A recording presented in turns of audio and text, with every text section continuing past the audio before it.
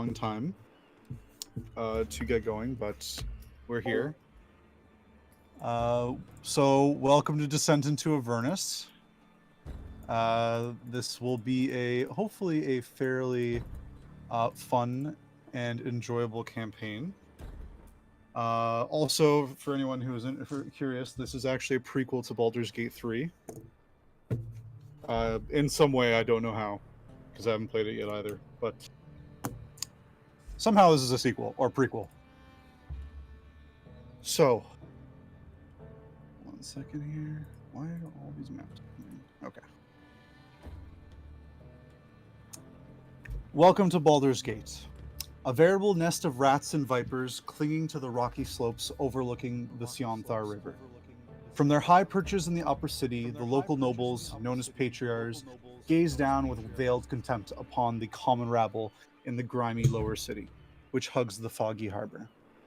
The whole of Baldur's Gate reeks of blood, crime, and opportunity. One can easily fathom why pirates and traders are drawn to this place, like flies to a carcass. Following the river farther east would eventually lead you to Elturel, capital of the Holy Land of Eltergrad, or at least that was the case until a few days ago. The flood of refugees from Elturel has gone worse since news first arrived that the city has fallen. Everyone is saying Baldur's Gate is next, but no one truly knows who or what has claimed Elturel. The Patriarchs pay a mercenary army called the Flaming Fist to protect their interests in Baldur's Gate, and by extension the city itself. The Flaming Fist has gained even more power since their charismatic leader, Alder Ravengard, claimed the title of Grand Duke a few years ago.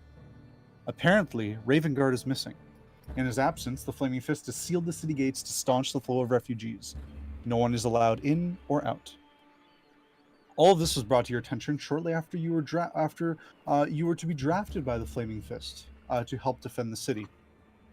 A few of you here are already at the Basilisk Gates, awaiting Captain Zodge's orders. 1 second. So your orders are to speak to him at the Basilisk Gate, which pierces the city's eastern wall. It takes its names for its various statues that rest in its niches and perch atop its battlements. Unseen beyond the sealed Basilisk Gate, a dirt road stretches through the outer city slums to the bridge known as Worm's Crossing, then to the distant realms beyond.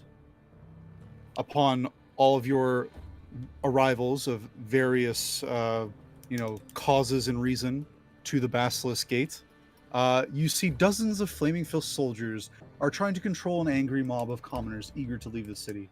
Armed with only a vague description, some of you escorted, of Captain Zodge, a tall man with long black hair and a leather eye patch. It takes you a while to find him. A fight breaks out between soldiers and commoners, and you finally spot the one-eyed captain as he wades into the fray and begins throwing punches. Just another day in the City of Blood. So, before we continue, just going to get rid of everyone's tokens on the map. Oh, so party wipe, damn. Party wipe, yep, everyone reroll. So, make sure I'm on the right layer here so you guys can actually see what I'm doing. For anyone who wasn't already aware, Baldur's Gate is located here on the Sword Coast of Theraden, in the Forgotten Realms. Elturel, as it was referred to, is over here along the Sionthar River. So, we're not going to be using this map too much for the portion of this campaign, so I'm going to move you guys over right over to the map of Baldur's Gate.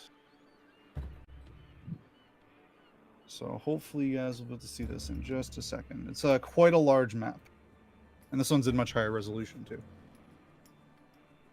Nice. I'll see it. So, the Basilisk Gate, I should have actually probably targeted it, but it is right here.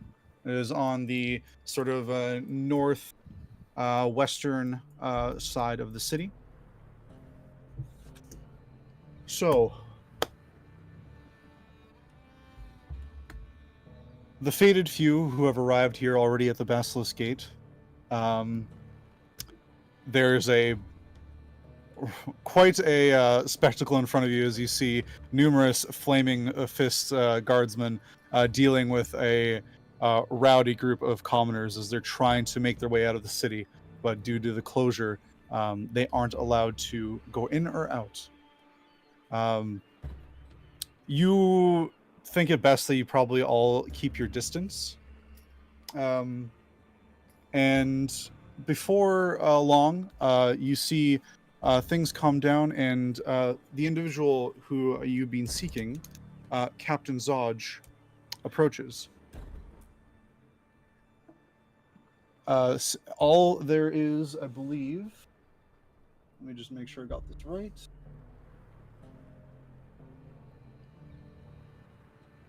Jrain, Deriaz, and make sure I'm not forgetting anyone.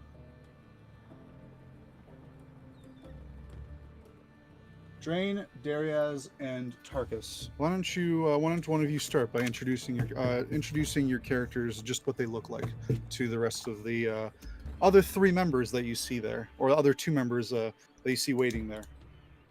Okay, so what's the scene? There's like Captain Zodge and like. So you see Captain Zodge kind of like wading out of the fray, approaching you as he noticed you waiting on the sidelines.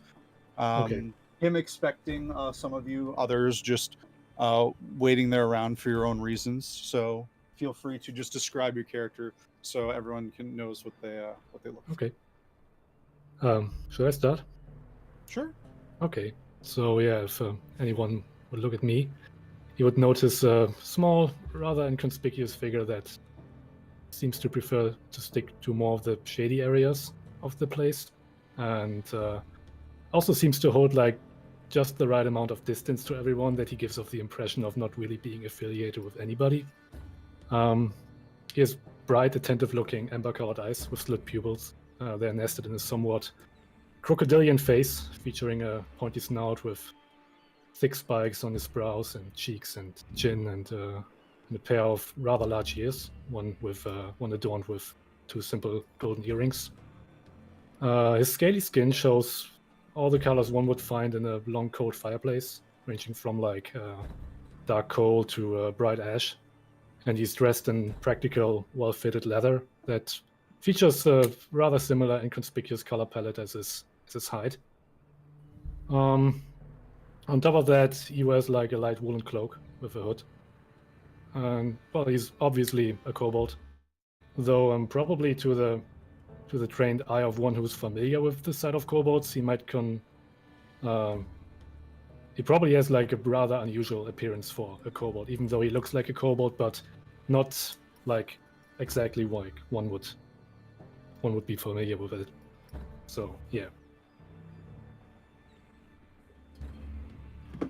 All right. Jrain, you want to go next? Sure. So my character, upon like a quick glance, seems like an elf. But if you look longer, you'll realize that he has a tail and that he's a purple tiefling. He wears a mix of like leather armor with white linen, and he also has a white I don't know what you would call it, like a bandana across his head and like a face mask like up to his nose, so really you can only see his eyes. He carries a quarterstaff, and he seems like a distant, quiet fellow, but up until this point he's been trying to help the refugees and people with like medical injuries and anything that they need, even though he seems kind of frazzled about it all, like he's been pulled into it, like not expecting it. So I think that's all I would say about my character for now. I guess I should say his name too, right? Well, you don't have to yet. You haven't technically your characters haven't introduced themselves to each other. Just describing what you look like. Okay, cool. and Deriaz, could you describe what the other two see? Sure, since you've twisted my arm. So during the scuffle, you would have seen a rather tall Aarakocra compared to other of his kind, standing a little bit over 5.5 feet tall compared to other Aarakocra who are, about 5 feet tall. Also, somewhat paradoxically, he is clad in a full suit of what looks to be very heavy dark blue, almost gray, full plate armor from head to toe. Even his wings on his back are somewhat intricate and entirely coated in plating. Um, he's got a bit of gold filigree on some of the edges, like on his gauntlets, on his shoulders. But it looks like, as a whole, the suit of armor it's definitely seen better days. There's a few flakes of rust that you can see. Some of the filigree has been chipped away. There's a dent or two, but he's still wearing it with pride. He's at the moment now standing beside Captain Zodge, hands behind his back, chest somewhat forward, trying to look at attention, but obviously deferring to his captain. All right. With that, so Zod approaches you all. So brushes himself off. It's a tall man, long black hair, and has that very telling eye patch. Makes him easy to pick out from a crowd. Deriaz, or you would know, your character would know that you know this man. He's pretty famous within the Flaming Fist. He was one of the captains. He is known for being, a pretty interesting character. One second here. He is someone who's definitely he's got the mind of keeping the city safe and doing his job well, but he can be quite brutal at times. He is definitely a pretty heavy-handed individual, but at least very level-headed. And he simply demands the respect of others that he in turn chose. So he approaches your group. Nothing like a good fight in the evening, or close to the evening. By the way, and he turns towards your character, Jrain. Thank you for the help with the refugees and taking care of our own men. Very appreciative. My character nods, kind of hesitantly, not saying anything. Well, I called out I have a job, and my compatriot here, and he just pats the shoulder of the large, heavy-plated Aarakocra. He's gonna go with you, and I got some work for you. We have a bit of a problem. The refugee crisis has stoked fears in Baldur's Gate that might suffer the same fate as El Toro, of which apparently nothing remains but a hole in the ground. Our Grand Duke, Alder Ravengard, was visiting El Toro on a diplomatic mission when the city was destroyed. Coincidence? I think not. The Knights of Eltergrad call themselves Hell Riders. A few of them escaped the destruction and think we're somehow to blame for El Toro's downfall. What a bunch of self-righteous rabble-rousers. We're arresting them on sight, but we're left short-handed with all the other problems between the refugees and common folk wanting to get out of the city. That's what I need your help with. It's at this point Zodge actually notices the small, inconspicuous kobold. And just kind of cocks his head. You here for a job too? So Gasz is kind of standing like a little bit beside everything, like in the shadows and seems to be like very uncomfortable with the situation. But after a while of just standing around and after being like directly spoken to, he eventually leaves the shadow. Obviously squints his eyes when he moves into the sun because kind of seems to hurt his eyes. And he moves up to the large captain rather timidly and looks up to him. Keeps kind of like sort of like a distance where it would seem like he could like escape at any moment, like not in arm's reach or something. But he nods and eventually says, yes.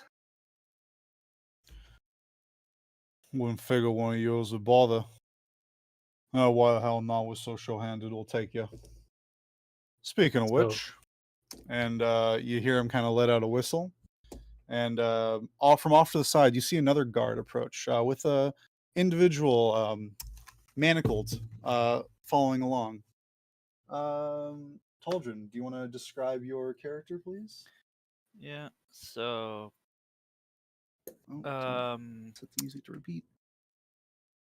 yeah, as the guard shows me forward, you see a black and slightly orange kobold, around 2.5 feet tall. He has 2 horns, a couple of smaller horns on his cheek, ear fins, and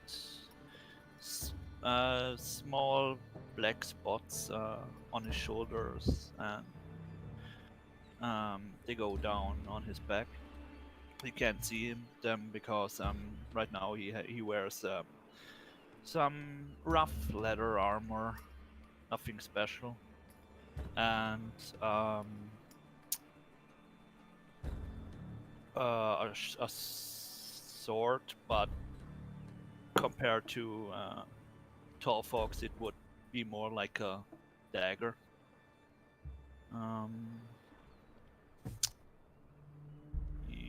I think that's it. All right. So you see the guard shove him forward, and they undo the manacles around your arms, so you are free. Zodge speaks up. This one came through the gates today, but was a bit of a problem. Managed to take out plenty of guards on their own. Well, you should get better guards next time.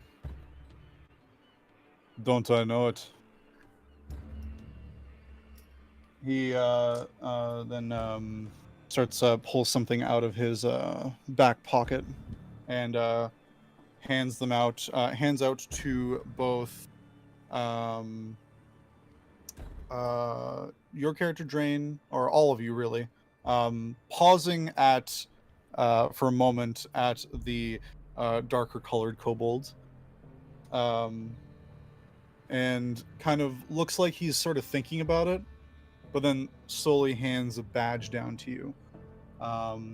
And what you see is a copper badge that with an emblem pressed into it, resembling the Flaming Fist's coat of arms, which you see on Captain Zodge's plate armor, as well as the armor of the large plated Aarakocra.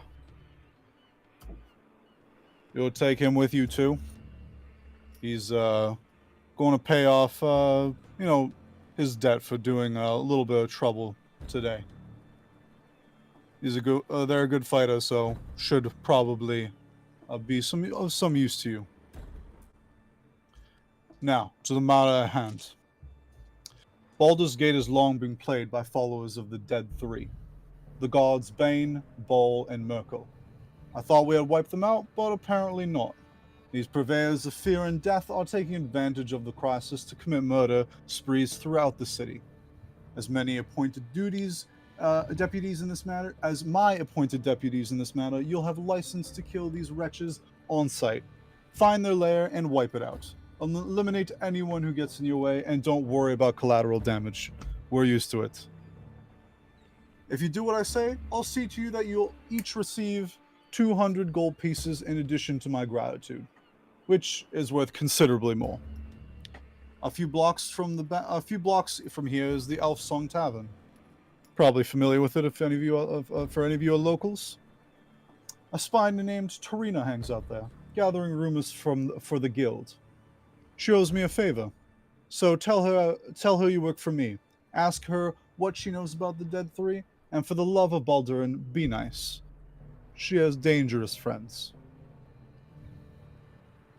Any questions? No, sir.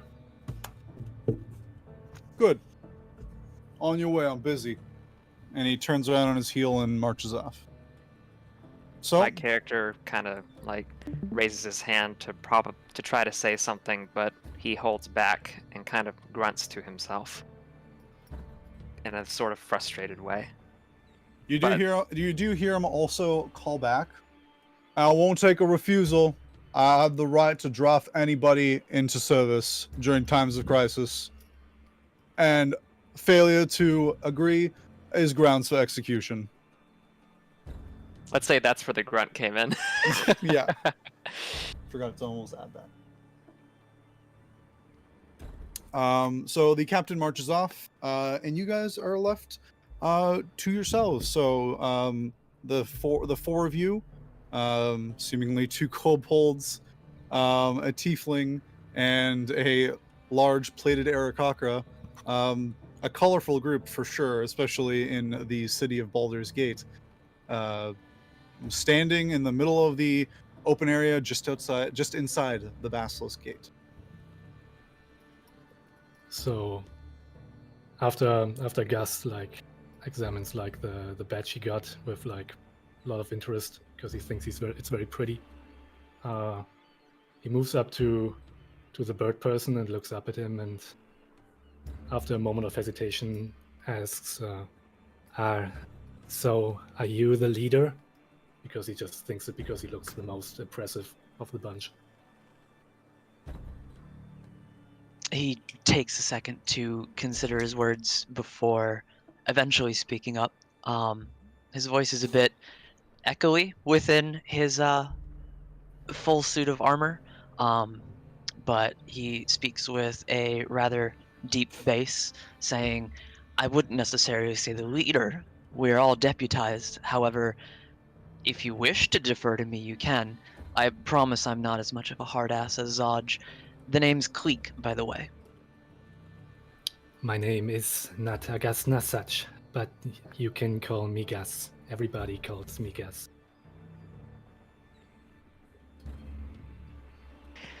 By the way, I forgot to say earlier with my character description, it's kind of important. The reason why some people mistake him for an elf at first is because it appears like he doesn't have any horns. So that's why when they see his tail, it's like, oh, it's a tiefling.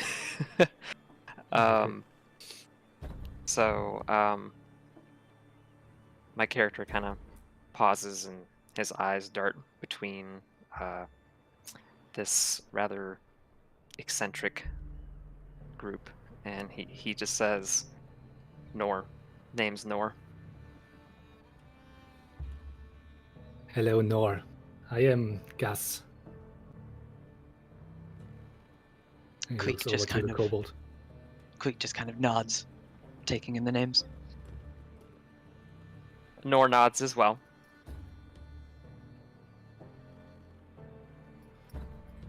All right. Well, Is there any? this- Oh, sorry. Go ahead.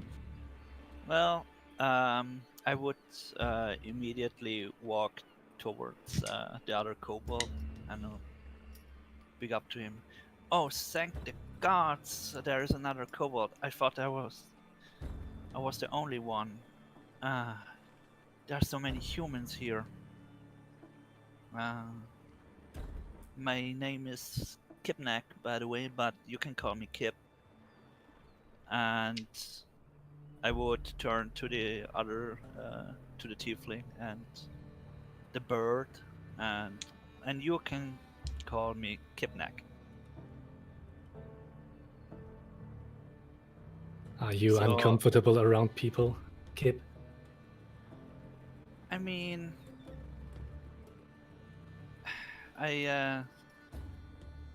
not really. Just everything that's taller than me, I guess.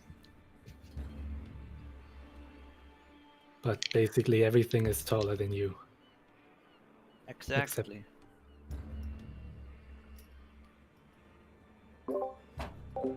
You are the first kobold I'm talking to in this city. Well, yeah. I just arrived like a couple of hours ago. I Wait. punched a couple of guards, I guess. Where do you come from? Do you have a clan? I do actually. I I came here because apparently you can make some money here, but I wasn't expecting this whole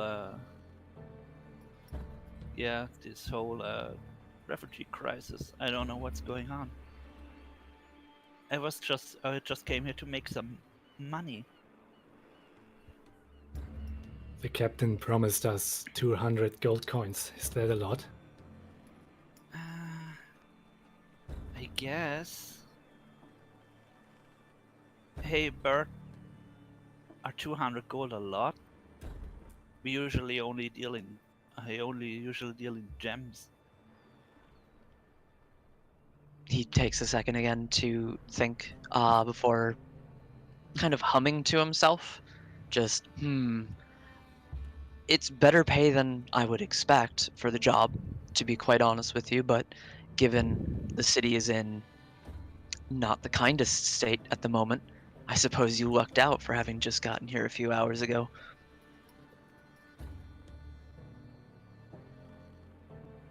So we are supposed to kill people? That is Well, all? Not just anyone, of course. And you get the idea that he's probably glaring behind his mask.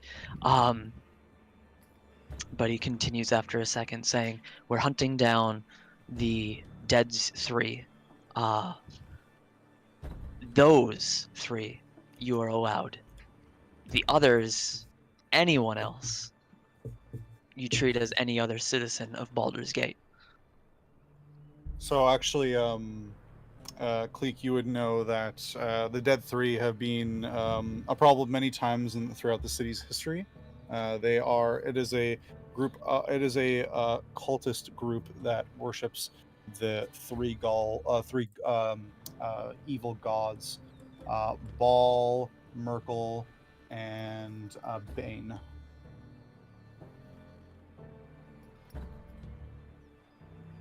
Baal, Merkel, and who was that last one? Baal, so Bhaal, Merkel, Myrkul, and Bane. If you want, go ahead and make a religion check for me, and Ooh, first I'll one.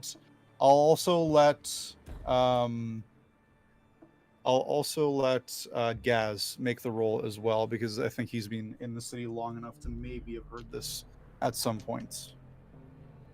I don't think he would have cared much for that, actually. I'll give you a chance anyways. So Okay. Solid go 15. ahead, go ahead and roll. 15.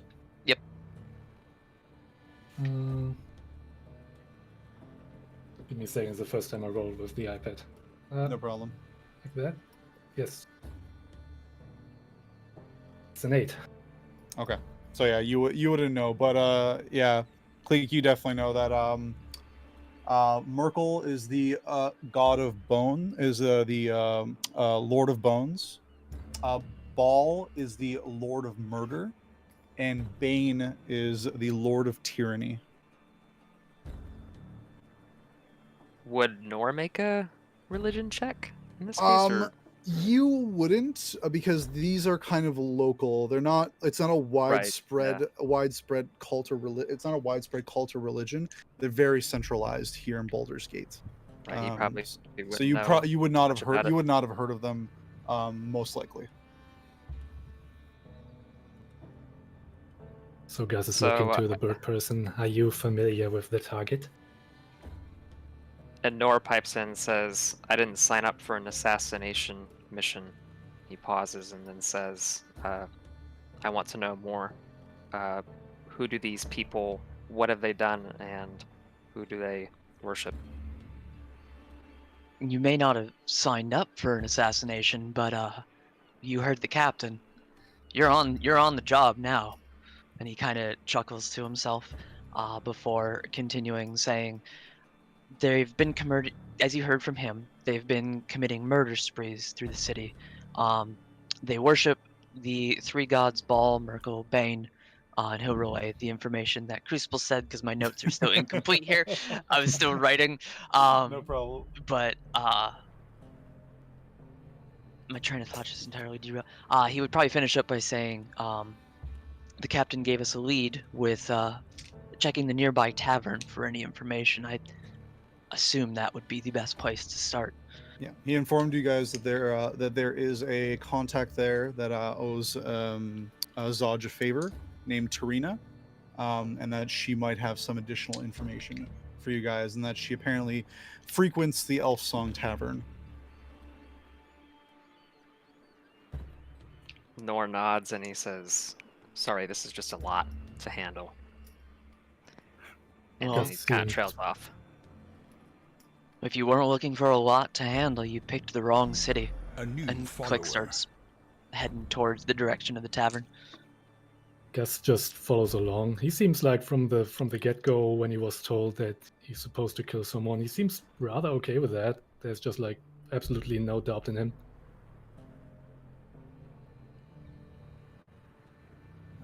Don't worry, Nor. You can leave the killing to us.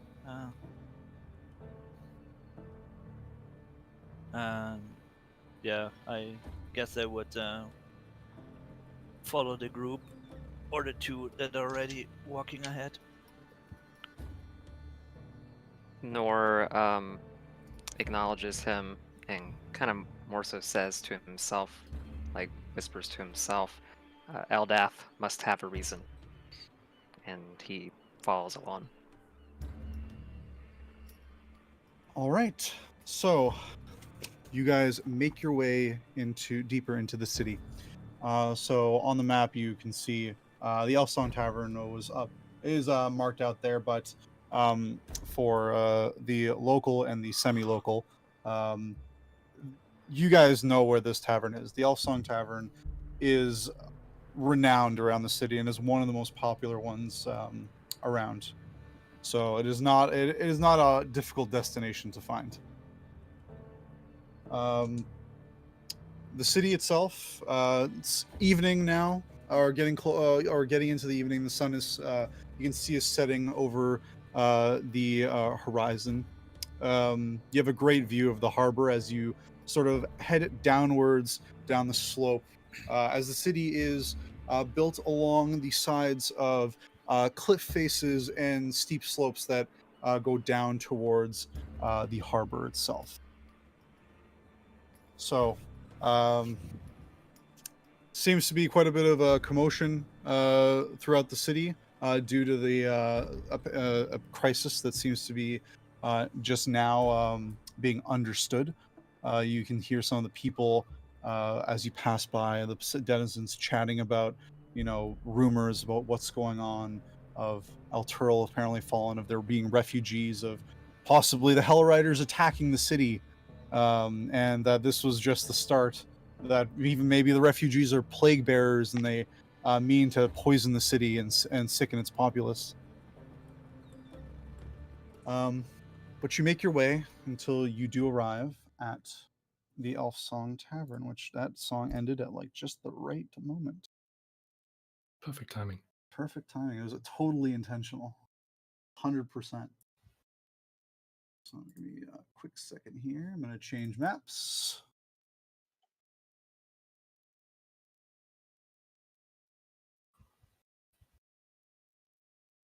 That is a nice looking tavern. Yeah, well, it's supposed to be a really nice one. Where did my thing go? I get the feeling collateral might be about to happen. A bar fight. Probably.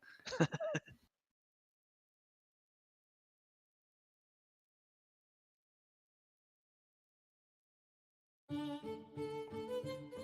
we go. So,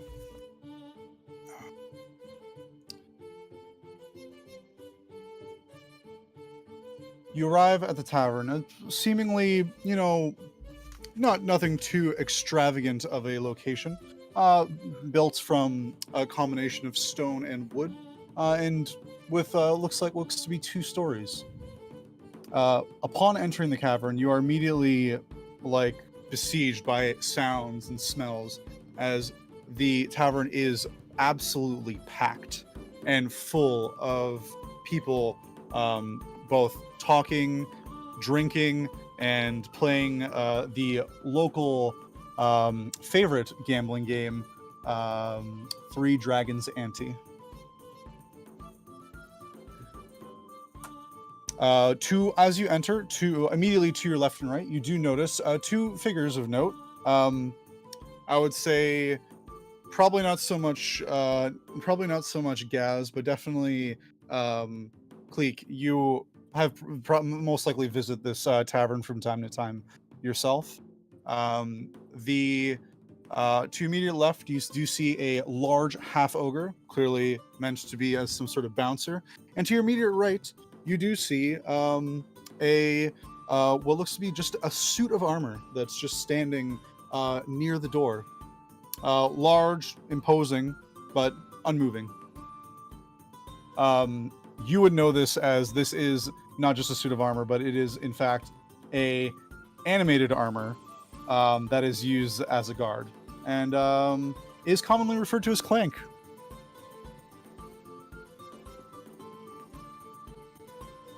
Much bigger than the Kleeck I know.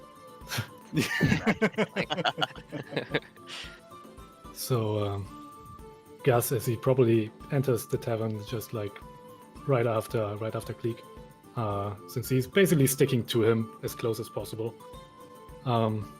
He's really mesmerized with the place. It almost looks like as if he's never been inside a tavern before. He carefully almost as he steps almost as if the ground would give in any moment. That's why he's just totally overwhelmed by the music, the sights, the smells, and he's just looking around and tries to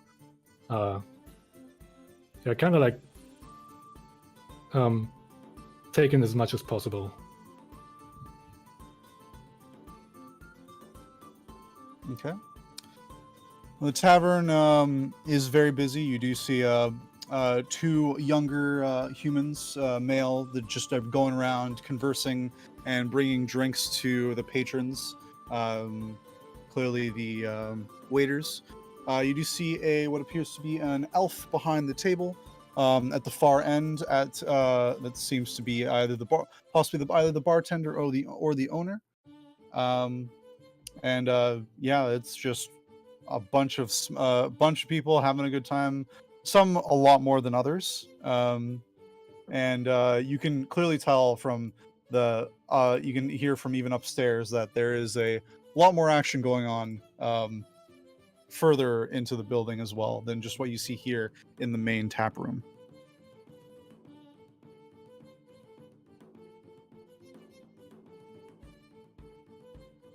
Nora has just kind of been standing at the entrance, after entering, his eyes widened when he got in. He looks not used to being around this much noise and people, so he leans on his quarterstaff and closes his eyes, and if anybody's looking at him, you can tell he takes a deep breath before opening his eyes again, and just kind of still standing there and taking in what he can.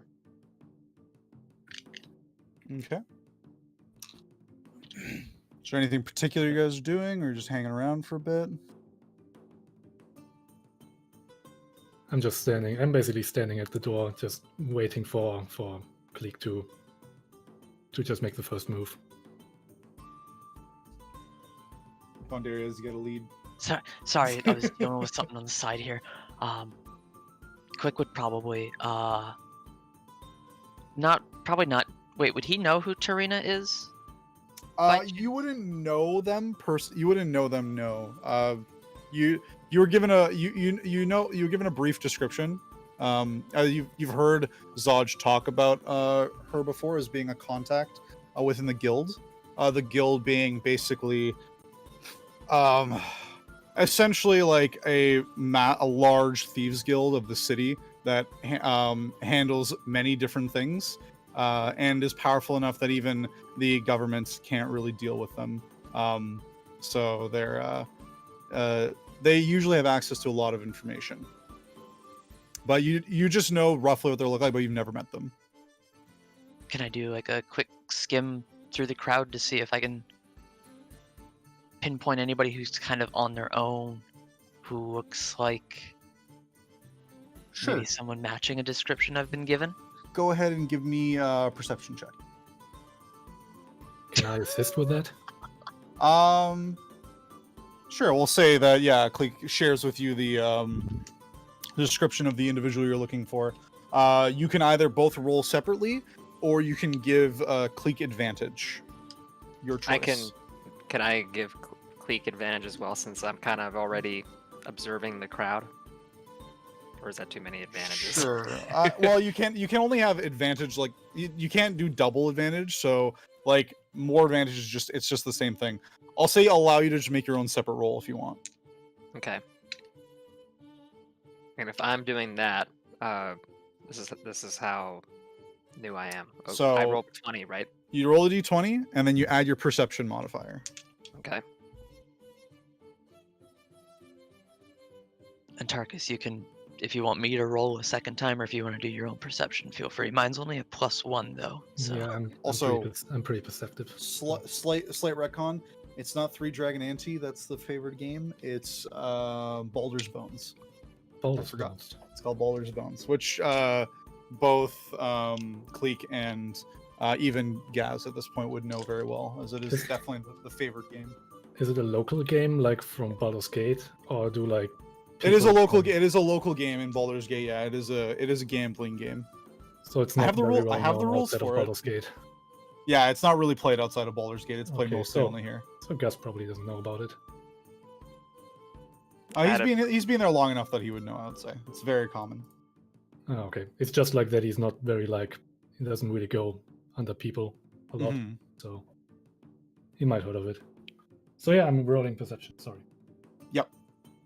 Okay, then just all three of you just do individual rolls. Tell me I what your got a results are. 24. Okay.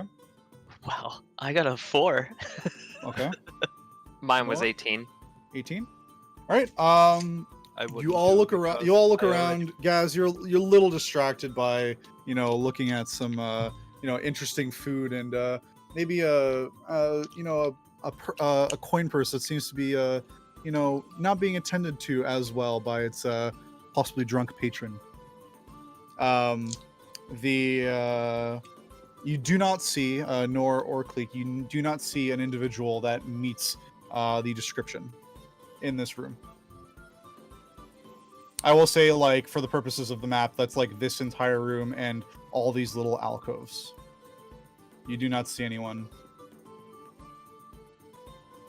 So what is it? What is like the rough description again? Are we looking for a tall female elf or something? Was that right? Is a human female. Human female, okay. Funnily enough, they actually don't describe her in the book, really.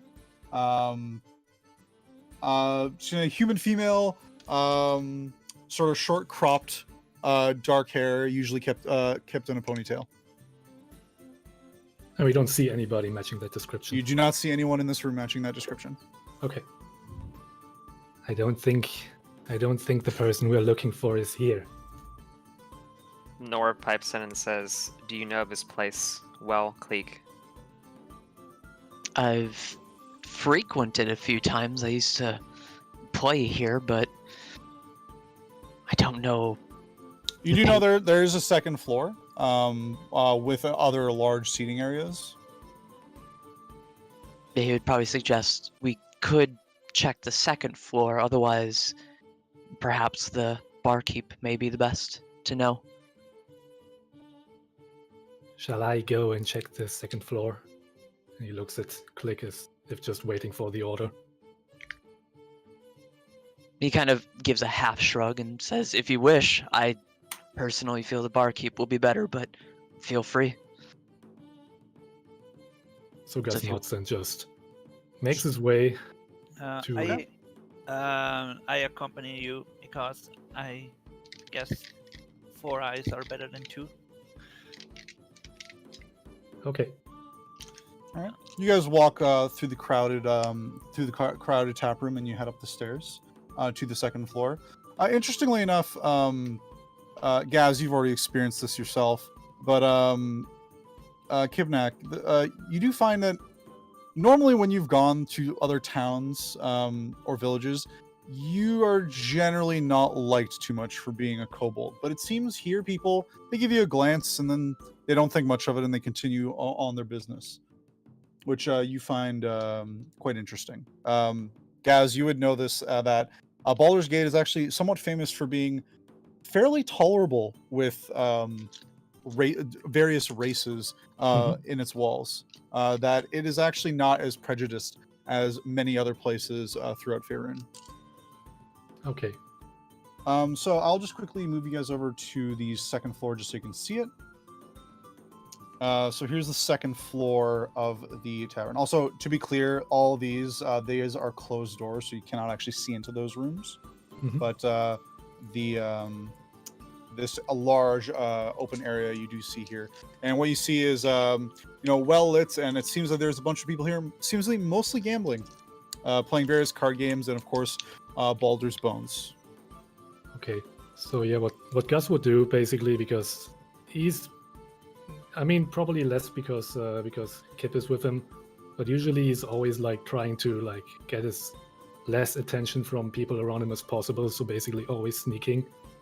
So he's not like really going like up the stairs, but he's just like going as far up as possible to get like a glance into the room and just like check everything out.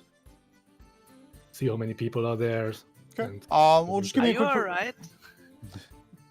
Give me a quick perception check. Okay. It is 25. 25. Wow, good perception checks. You look up and through your darting motions, going up and down, trying to see like who's there. In this room, does not look like that individual described as Trina is here either. I will tell Kip that I'm not spotting anybody matching the description. Damn it, where is she? Maybe she's in one of the closed rooms? Should we knock? I don't know if we should. Do you want to knock? But we could. Is there like a way to look into the rooms without like being seen by the people in the room? Are they just like very like? No, they're just shut wooden doors. There's no way to look through it. Okay, and I cannot so- I cannot probably like open it like silently Yeah, without and like. I will anybody say you noticing. probably you probably understand it that these rooms on the sides are mostly going to be like basically rooms to stay in for patrons. Yeah.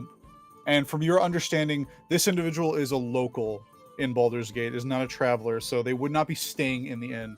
They just frequent the inn, or the tavern, sorry, likely for drink and pleasure. Okay, a question. So we have checked the main room, but we haven't seen the smaller rooms on the left and on These rooms here, no, you have not looked into these, no, because the doors are shut. Okay. okay. Yeah. Nor approaches Kleeck and gets his attention, says, should we not seek the, what's the word, proprietor, like owner of the establishment? Would you know them? Kleeck, you probably don't know them too well, but you at least know the individual behind the bar, the elf, who, if you just give me a second here, I have to find the thing on them. That's actually exactly what I was gonna say. Was I know the barkeep, but probably not the proprietor. Yeah, I mean, it's one and the same. Ah, okay. Quick one question. second. Yep. Deriaz? No, to Deriaz. Is it Kleeck or is it Kleeck? Because I think I'm saying It's- Kleeck and I think it's Kleeck. Officially, his name is Kleeck, but I mean it's a silly name, so he goes by Kleeck. Either one he'll respond to. Okay. All right. So you wouldn't know the person behind the bar. That is Alan Alyeth. He is the owner, as well as one of the barkeeps. And he is an elven man. Kleeck would probably nod to Nor and kind of jab a thumb over towards Alan, saying that was actually my first thought. Personally, I was going to check and see if a woman of Tarina's description has been seen by him. Nor Okay. kind of like glares at the kobolds and says, "We should see what else we can do before sneaking around."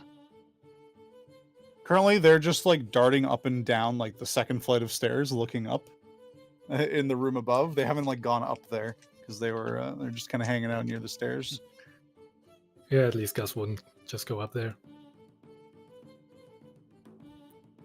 And so you approach the barkeep. Yeah, but before we do that, Quick would probably shrug to Nor and say, we're not in a scuffle at the moment, so I trust those two. We'll keep an eye on them, but they should be fine. But then, yeah, I would approach the barkeep. Okay.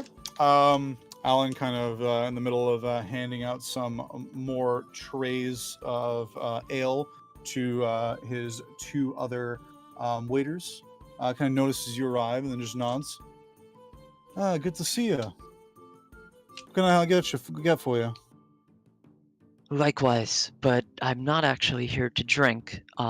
He kind of folds his arms behind his back to try to look as proper as possible and asks, I'm looking for a contact here. Would a woman have come by? And he gives out the description of Alright. Tarina to the best of his ability. Okay.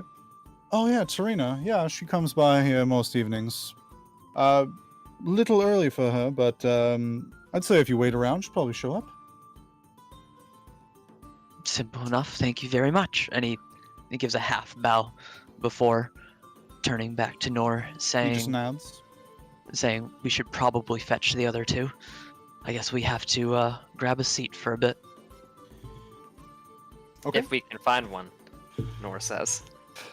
The place is packed. At this point, I'll say also the kobold pair probably comes back and rejoins you guys. Yeah, I guess immediately reports to Kleeck. Can I just get a perception check all around from everybody to see if someone can spot a open table? Oh no, it's getting worse. Okay, no, I'm getting worse. It's just an 8. Damn. I don't see got- anything because I'm so small. Checks out, I got a honestly. 10. 10? 8? Are you just do /R in the You can do, you can do within roll 20. I would probably, if you're gonna do digital dice, honestly, it's probably gonna be easier to do it through D&D Beyond and just use their digital dice. But if you want to do it in here, just type in /R D20, a 1d20, and then plus your modifier. For the record, 1d20. rolled a 3. Got it. So it's And that's with 3. so The it's helmet must be hard to see in. so it's /R D20 and /R space 1d20 Oh, 1d20. plus the number sign, like the sign for plus, and then your modifier for perception. You mean -2? Okay, then -2. 1d20 -2. 8. Fantastic. What was the highest roll? A 10? I roll a 10. By the way, I have a question. Sure. Initiative or proficiency doesn't do those apply as well Not with to my- this. No, Okay. just the number that's by the perception skill. Got That's it. it. It's the Yeah, only it's one you have to 10. worry about. Okay. Okay. It takes you guys a little bit, but you do catch that. Let me just go back down to floor 1 here. Oh, and I would inform the other two that we haven't spotted her on the second floor. Okay. All right. So these alcoves here on the side are actually have just curtains kind of in front of them to add a little bit of privacy for the sitters and for the anyone sitting inside. You do actually notice that this room over here seems to be possibly empty, as you don't see anybody from this angle sat at the chairs. Nor is the first to kind of speed walk over to the empty room. Okay. You guys kind of pile into the room and you start to sit down. And so then Question: how tall are the chairs? they're like, these ones are like kind of like stools, so I mean they're probably, I don't know. Do I have trouble? You can, they're like, you can climb on top of it. Like it is high enough that you would not be able to just sit yourself. You do have to kind of climb up onto the chair and then sit yourself down, and your feet kind of dangle. They would not be able to reach the ground. Little baby man. Do I have Baby to? man. Do I have to make a strength check? No, I'm not gonna make you do that. You don't have to So, make you don't have to make a climb check or anything like that, or athletics. That would be funny though. Would be, but no, I'm not gonna make you do He that. took out those guards. I don't think he needs a strength check. So Gus will take like the top right stool. You just kind of pile into the room and immediately sit down, but then all of you immediately freeze as you realize there's actually somebody seated at this table already. Would Dre and Rue please introduce your characters? Yeah, so as they pile in, they see a very, very sapphire scaled dragonborn with contrasting white scales on his chest and throat. He's tall, like, you can tell he's really tall, 6'10". He's not that bulky though. He's wearing a long, dark gray hooded coat that's got light gold trim along the hemming, at the end of the sleeves, and along where it would come together at the center. And you see some bandages wrapped around his arms that end his wrists. He's got a set of bags that are sitting next to him that look kind of harnessy, like they would mount around his waist, specifically around his tail, probably. He's got 2 horns. They're grayish black in color. Somewhat long mane of sort of bluish hair, which is very odd for a dragonborn. That's between them, goes down past and into the jacket, and kind of hangs over his face a little bit. It's fairly long, a little disheveled. Looks like he's been traveling. His eyes are this bright green, looking at them all over the top of his glasses now, as he looks up from his book.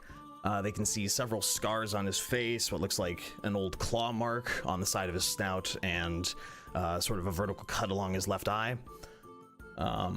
He's got a low-cut, thick cloth vest, a V-neck shirt, and you would see about 3 belts around his stomach and waist, kind of linked in together, holding it all together. The shirt and vest are open to expose the chest, where you see a necklace with 3 dimly glowing crystals. You also see a white snowy owl nestled upon his shoulder, kind of snugged up against his head, just sort of staring at you with these bright purple eyes. Owl, would you like to introduce your character? I'm just kidding.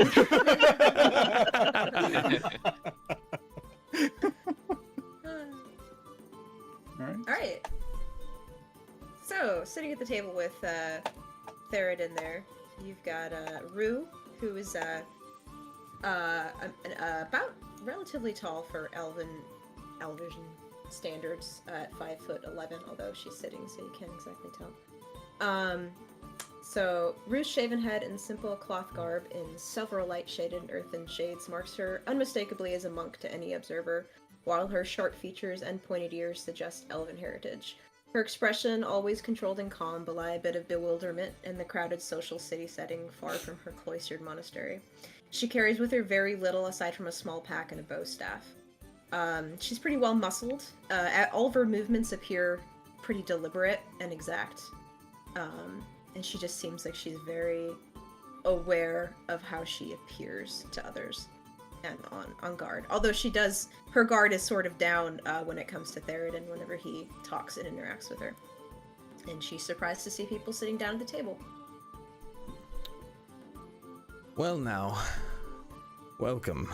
Who the hell are you? As you can see, I'm having a nice cup of tea and a chat with my friend, and I would love to know what this intrusion's about. Rue just kind of sits there bewildered and lets Theraden do the talking.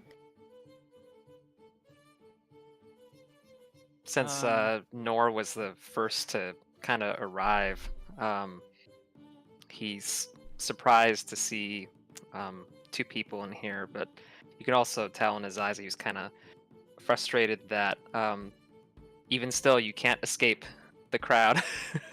But he pauses and says, is there room to take refuge from the crowd here? Not a fan of crowds, are we? Yes. To put it lightly, no, he says. Sure. Sit down, please. My friend and I seem to have found the only safe hovel from the din of the crowd. And he kind of grins at the monk. Who are your friends? Nor glances over at his crew and says, to be quite honest, I've only just met them. So he looks at them again and says, why don't you introduce yourselves? Can I try to basically not be seen from the two of them? So I just think they're just three people. There isn't really many places to hide. I would say like maybe the only place is if you can sneak like under the table without them noticing. Maybe. I mean, I kind of hide behind Kleeck, I guess, or something. Sure. Why don't you give me a stealth check? Oh god, that's bad. It's just an 11. An 11? Yep. Yeah, no, both of them notice you. Both of their passive passive perceptions are better than that, so Yeah, they that's both fair. notice you. He still tries to kind of like hide behind Kleeck, even though it's futile.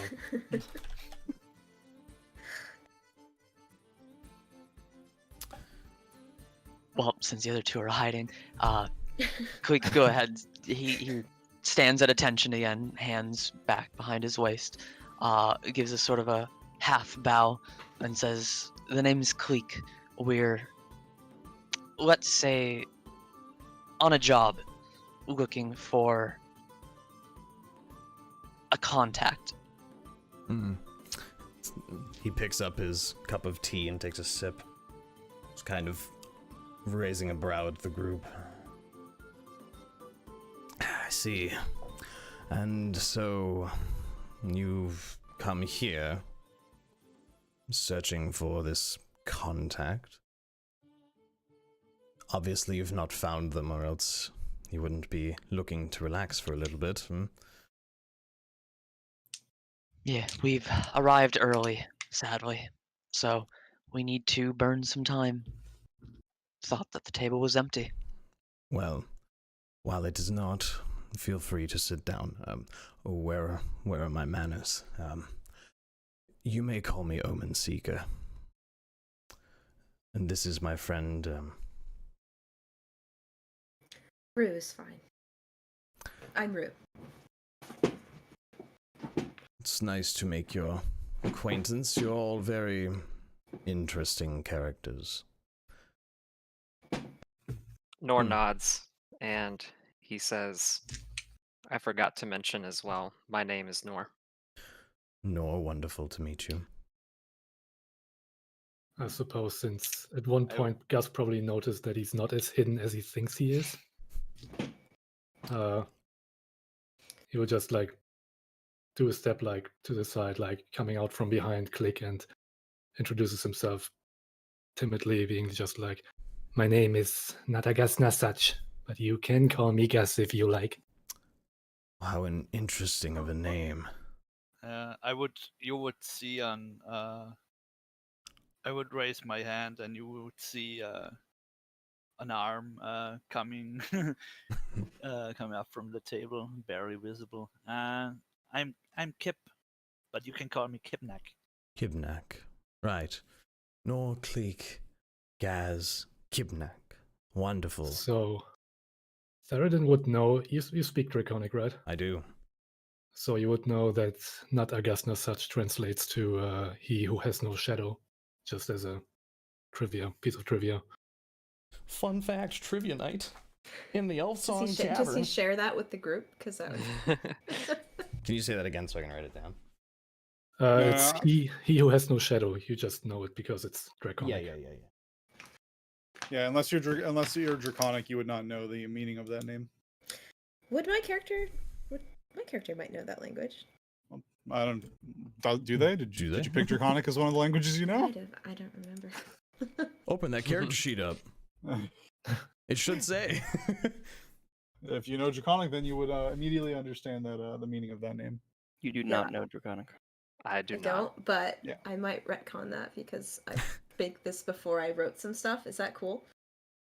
Yeah, I mean it's early enough. Yeah, it's fine. Alright. That's okay. So yes, you also understand the meaning behind that name Hmm. Okay. immediately. A very interesting name indeed. Well, please sit down, I suppose. Make yourselves comfy if this is the only place that you have. Are there even enough seats? It's a little tight. It's only meant to be for about 4, maybe 5 people. If you pull over another stool. But with the fact that the two of the group are 2 kobolds, you guys make it work. It's a little snug, but you guys make it work. Just put us on the middle of the table. Guess are we going to share a You guys could share a stool, I'd say. I'll make it even easier on you. Kleeck was going to stand with his back against the door frame, so Okay. he can turn his head to the right to talk to the group, but also keep an eye on the door. Got it. Perfect. I'll kind of lift my arm up, and my owl hops onto my arm and kind of show her. And this is Aura, by the way, just to get all the introductions out of the way. How do you spell that? Aura, A-U-R-A. Oh, that aura. Okay. Don't. No, actually, I'm gonna make Owl. Owl's gonna roleplay the owl. Oh, perfect. Kind of scritch her on the head and let her hop back to my shoulder. You're looking for, well, let's start from the beginning, strangers and all. Who or what are you working for? What? You all seem very much not the sort of tavern goers, if you catch my meaning. It is well, my first time in a tavern, he just says. And how do you like I'm it? kind of proud of that. I punched some guards, and I guess I volunteered now for some manhunt. Hmm. Oh, what the hell? Interesting. First time in a tavern. How do you like it? Is it everything you could have hoped for? It is very loud, and there are a lot of people. Yes. But I do think I like it. Wonderful. Well, new experiences for everyone then. Well, Kleeck. Sorry, technical difficulties. Mr. Kleeck, wave down the bartender and I'll buy a round for everyone. How about that? Quick, A round of what? Well, ale, of course.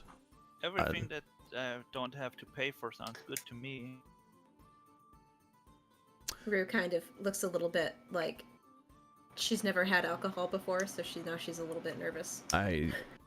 You can have some tea or something if you need something. Generally, one offers a round of ale for... Most people drink ale, is what I'm trying to say. She looks kind of off into the distance and says, I'll try it. Alright. Yes, Can I get a mug for large people? 1, 2, 3, 4, 5, 6.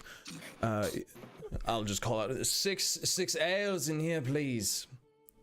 I'm pretty sure they'll only serve them in normal mugs.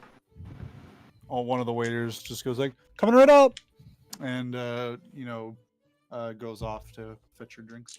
And Kleeck, can you give me a perception check for me as you are keeping an eye out for Tarina? I sure hope I can. I sure hope That's it a lot does. better. 17. 17, right? Hey. I'll keep that in mind. And I'll just go back to my book, kind of writing in it and reading over a few things.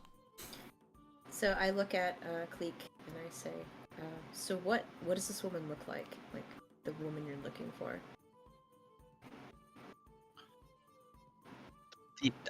I cannot remember the description off the top. Yeah, go they don't ahead. give it. I just get it. I think I said long or a cropped black hair with a ponytail. Okay.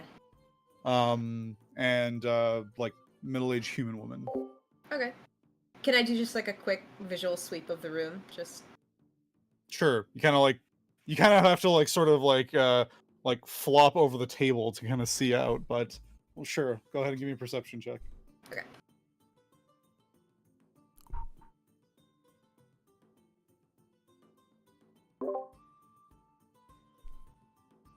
Gotta figure out where my modifier is.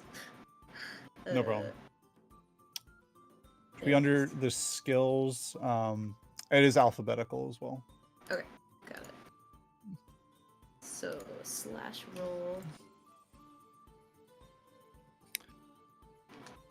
D&D Beyond does have a rolling thing built in. It should automatically be on. You could probably just click the number and it should automatically roll the dice for you. Click the number? Okay.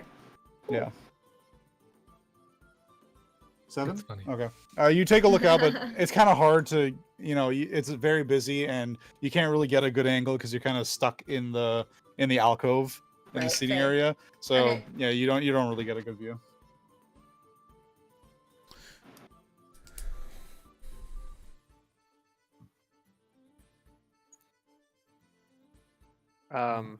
Nor notices Rue trying to awkwardly look outside, and I suppose he would be like leaning up against the wall, like near the entrance. Yeah, So like beside Kleeck, like in this chair over here. yeah. Okay. So I he was like, you can go ahead and give me a perception check too to keep an eye out for Tarina. gets up momentarily to look.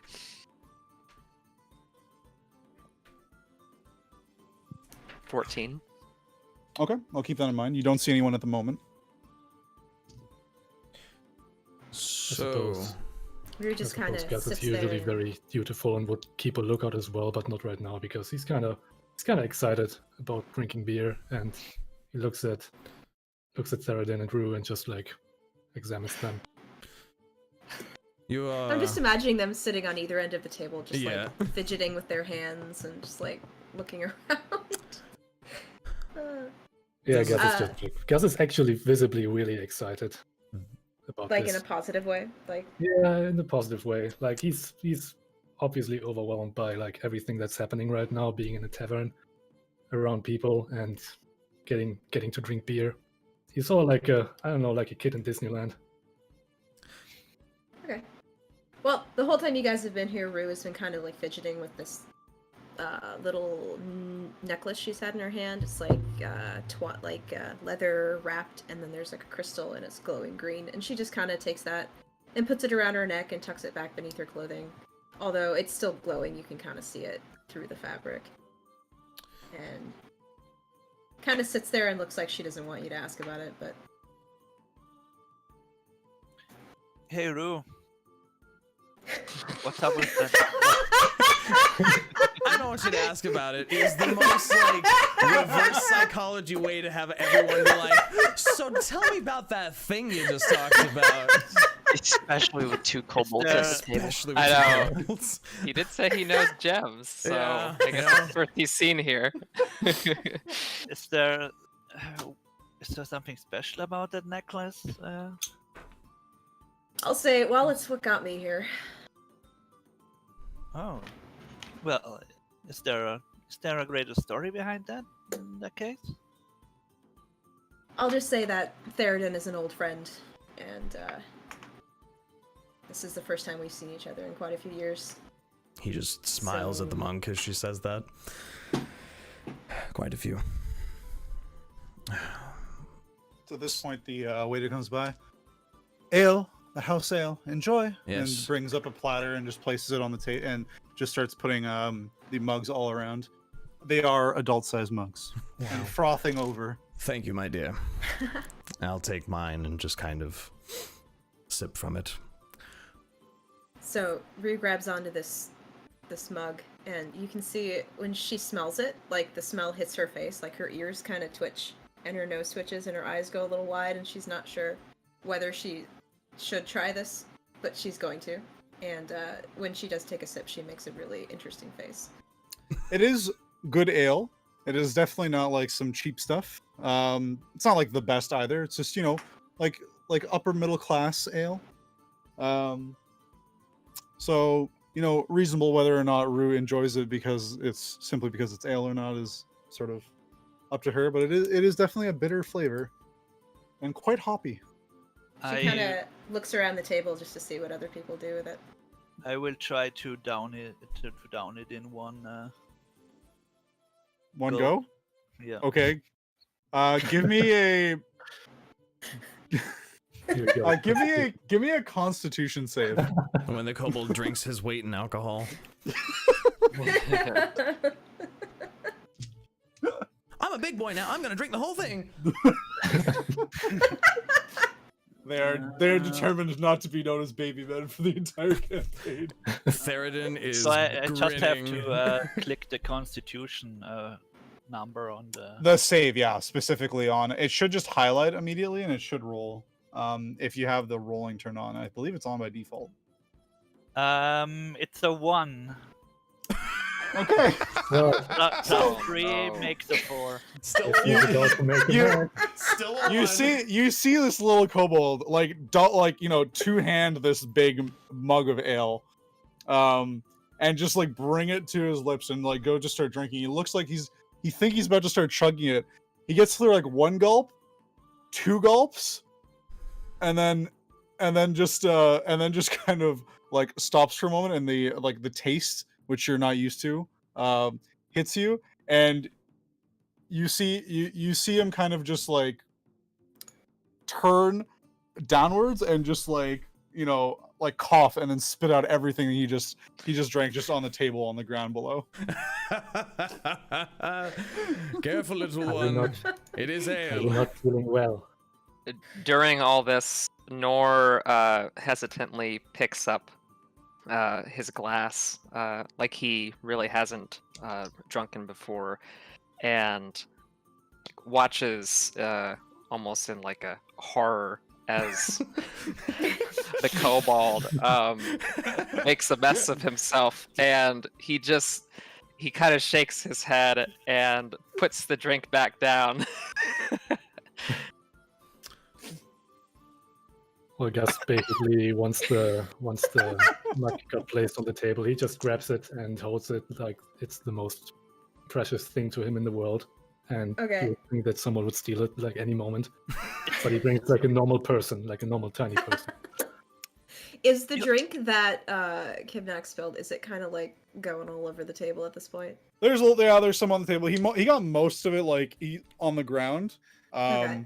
but there is a little bit spilt on the table, and he's kind of sputtering and coughing as he's just trying to catch his breath. I'm going to pick up my book and How much just- is left in Get the... it off the table. Oh, Yeah. most of it. You barely touched it. I'll Okay, I get will, my I books will off give the it table. another try then.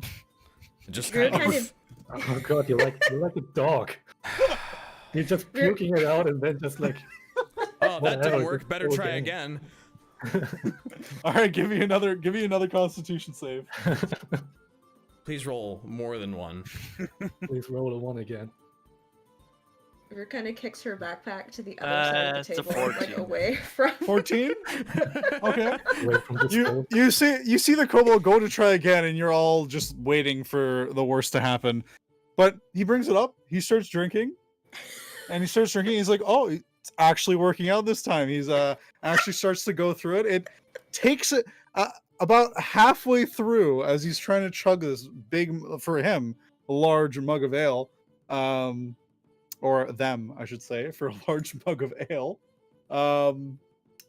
They kind of stop for a moment, but then kind of like looks like they get a second wind and they start chugging again.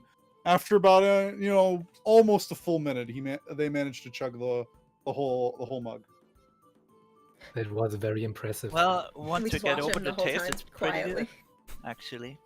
Teraden And then a just, very small burp comes out of the kobold. Teraden just kind of. Well, that's certainly impressive. It is very impressive. Guys, you seem to be enjoying your drink.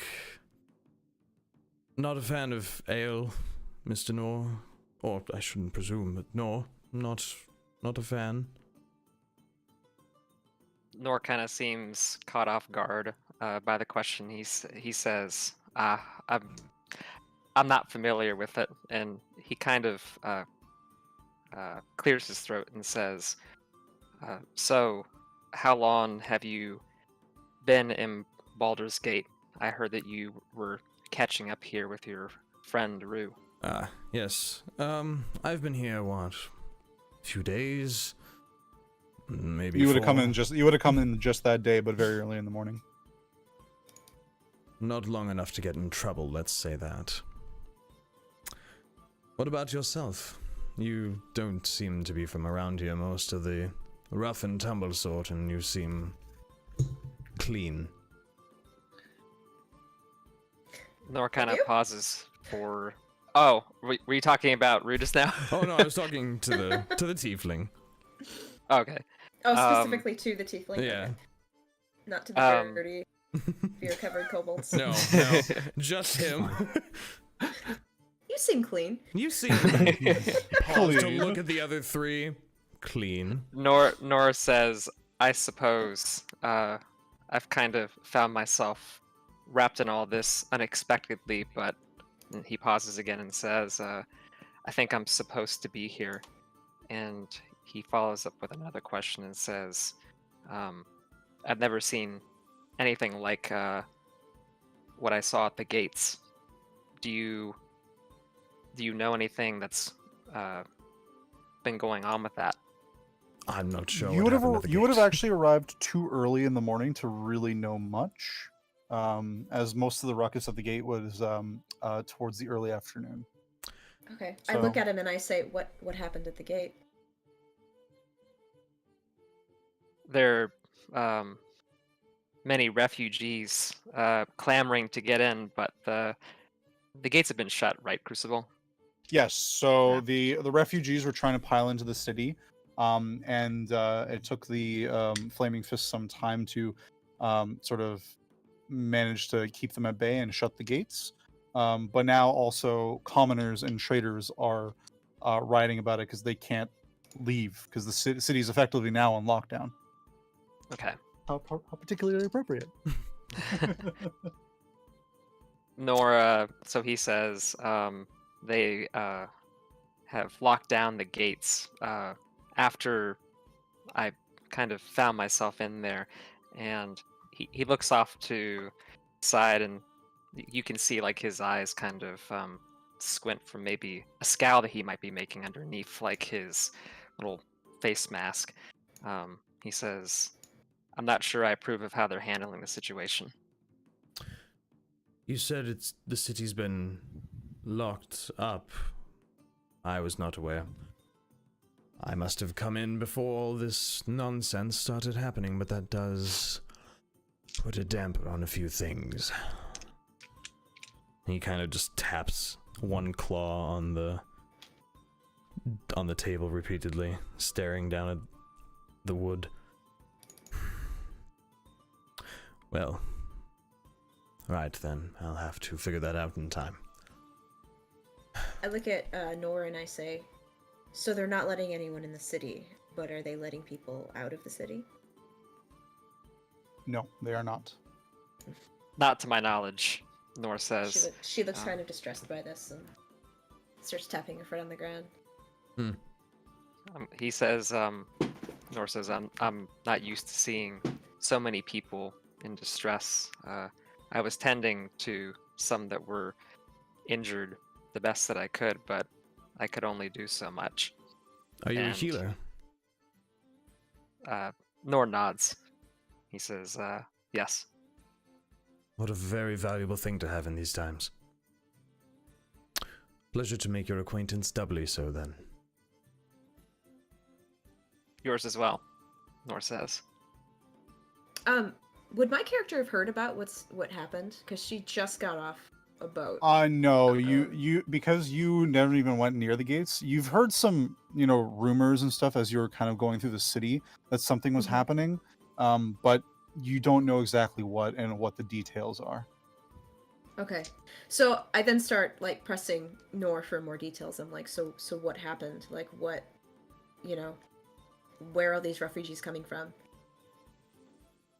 To just summarize quick, basically, the only thing that is known to the party that was at the gate is that the refugees are coming from El Turl, which is a city along the same river, the Sionthar River, as Baldur's Gate, but farther up it to the orientation to the east.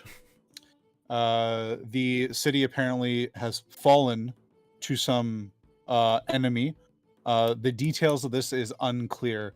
There's rumors that some army has taken it. There's rumors that the city itself is gone, and all sorts of other weird and flying accusations.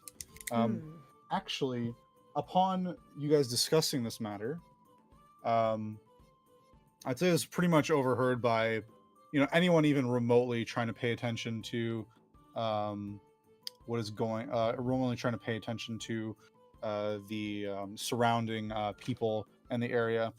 You hear a few patrons talk about what's been going on.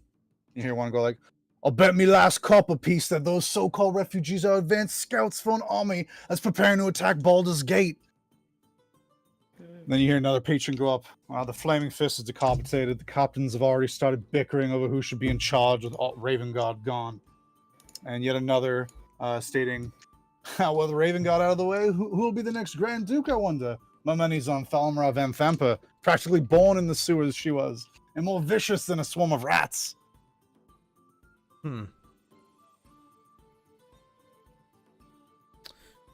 Well, seems you're not the only ones who are a bit frustrated about this.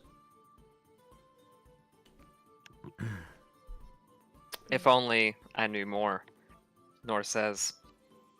Well, I perhaps... hardly know the place. Perhaps your path will lead you somewhere to learn more. I can only hope, Nor says. Rue looks at Theraden and she asks him, she says, Theraden, have you heard anything about a group known as the Harpers? The Harpers? I would say, go ahead and just give me an intelligence check. Just straight intelligence. 20. 20, okay. You definitely have heard of them.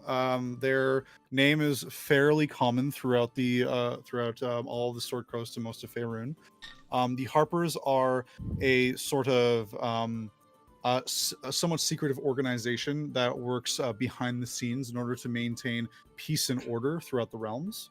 And that can be from anything from political powerful artifacts, wars, or other catastrophic events that could possibly plague the world. Kind of like they're kind of like the UN. The UN of the Forgotten Realms. The Unforgotten Realms. The Unforgotten Realms. Why are you looking for them? I kind of look at him and I say, since I left the monastery, I've been looking for something to set me in some kind of direction, and they just seem like the type of people that would hold the same values that I do. Well, they are a bit of a secret organization. Not really, out in the public eye, so as it were. They're not public servants. Well, I suppose in a way they are. But in their own way they are. Well, You would know trying to find a Harper agent could be somewhat difficult, as generally many of them can be sort of like hidden in plain sight. Like their affiliations to being Harper agents tends to be a little bit more secretive. But there are many different kinds of Harper agents. You have, there's some that are, again, within more the political realm. There are some that are just common merchants or travelers that simply, gather information. There are all kinds, but they can be very difficult to track down. I'm not sure how I would help you find them, but I will try, if that is where your path takes you. They're very hard to find, I would wave to the waiter and point at my empty mug. Can I get another one, please? The waiter kind of stops and looks at you, and then just goes like, "All right, be right there," and what goes off, and very shortly brings you another mug and takes your empty one. I hope he doesn't expect Yeah. Theraden to cover this one too. I would look at Teraden and would ask. There's no free refills. This ain't soda. This ain't soda at a McDonald's. Nor quickly flags down the waiter and says, hold on. And he says, forget that order. Oh. And he passes his mug to the kobold and says, just take mine. It's all right. Rue, you're not drinking much of Well- yours either. Yeah, she's been kind of like trying to taste it every now and again out of politeness, but she hasn't really drank it. You With the don't like it, do kobold you? being so short, would he be like inebriated at this point? Not yet. That one, he's like kind of like he's feeling good. He's feeling good, but yeah, not quite what I would consider drunk yet. All right, because he's only Well- like 3 feet tall, something like that. If Little bit that, less. 2.5. Gosh. 2.5 feet tall. And a mug of ale is like, a pint. I would Who knows? Maybe he has a high tolerance. Maybe he I would does. look at Nor and say, "Oh, all right. Thank you. I will gladly take that off your hands. If you Okay.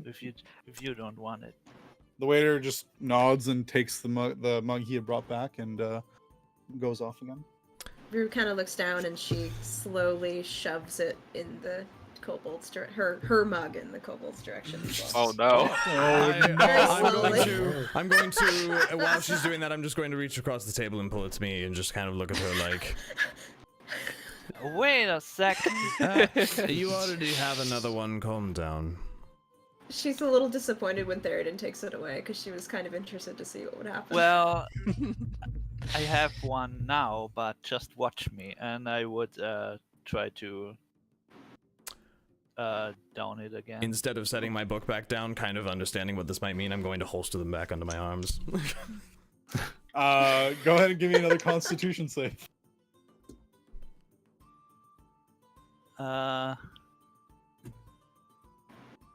Wait.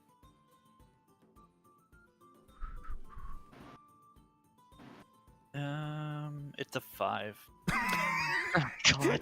Not as bad as the Not quite as first bad. time.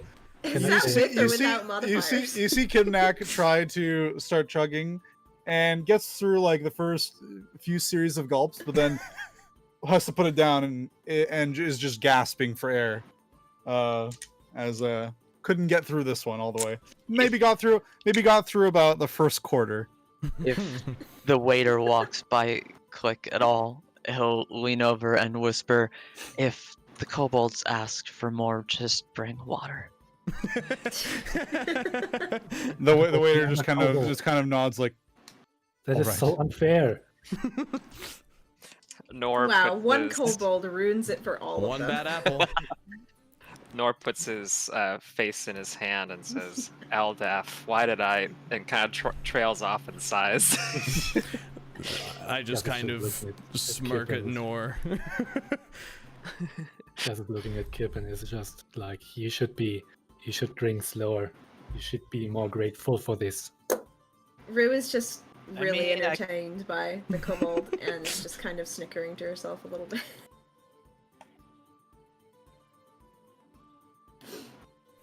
I'm going to is there like a door to this room or anywhere that my bird could perch at the doorway? like in this little alcove Well, specifically. just like to look out into the room. I would say like there's probably like just enough room. There's like a little lip that comes out of the stone, sort of inner wall, like right over here. Above the doorway, there's like enough of a lip that the owl could probably perch. I'll just kind of look at her and look over to it, and she just flies up there to perch and look outside. Just the silent wings of the owl just gets up and just perches and just sits there. Is the owl something I would remember from years ago, or did Yeah. you have it then? No, you Okay, would just making remember. sure. Okay. Could I kind of like, perhaps like, put my finger like at the owl a little bit, like respectfully, and just be like, "Hey, do you remember me?" Kind of a motion to the owl, hoping to get a positive response. She tilts her head, and then she kind of just tilts her head forward as if to say, "Go ahead, touch it." Oh, and then I pat her a little bit. Nor eyes the owl curiously, and perhaps you can tell that he's smiling. It's a source of like familiarity in this foreign bar and among all these strangers. I kind of Being around animals, perhaps a lot. I kind of watch his gaze, and I go, "She's a very special bird, you know." I can tell, Nor says, with a rather pleasant tone. I'm going to snap my fingers, and she just vanishes. Nor's eyes go wide. Like I said, I see. What Very just special. happened? I had something to drink, but not that much. And snap my fingers again, and she appears on Nor's shoulder. Whoa. Nor kind of twitches a bit in surprise, but he like slowly takes his hand to the owl and strokes like her head. She just leans down into it a little. She's a very nice bird as well. Very special and very nice. She likes you. I can tell. And after he scratched her a little bit, she'll just kind of flap her wings once and hop up on top of his head and just kind of perch there. Just doing the 360-degree look around that owls do. That is a very pretty bird. Isn't she? How did you make it disappear? Oh, well. Never reveal all your cards at the beginning of the game, my small friend. So it is a trick. You could call it a trick. Or maybe it's magic, and I'll wiggle my fingers. Jazz Just hands. seems like just visibly impressed by it. So, Rue's kind of looking at the group.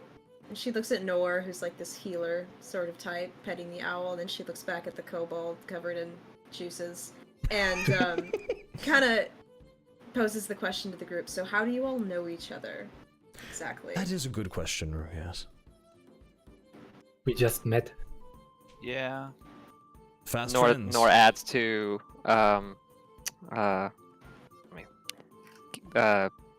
Kib's remark and says, "As I said earlier." Well, But I Oh, think did I you like guys you say the that most earlier, how because you you know each already other? gave us free. Yeah, I said that. I said Free earlier that ale. I only just met them. Oh, right. But I kind of like double down on the question. I'm like, so why are you, what are you traveling together for? Like, what is this all about? what is your purpose? Who's Just your looks daddy at, and what does he do? Who's your daddy? What does he do? Gus, who doesn't see himself in the position to explain that, looks at 21 months. the And person then that he everyone's thinks a is wee the level leader, 1 which is babu. Kleeck. It's so Waits for him to cute. explain anything. He goes ahead and pipes up, saying, "We've been deputized by the Flaming Fist to investigate the activities of the Dead's Three." The Dead What? Three. Would I have heard anything at all? I've only been here for 7 hours. I would say Rue, probably not. You probably would have at least maybe done some, at least a little bit of research on what Baldur's Gate's like. So also give me a history check.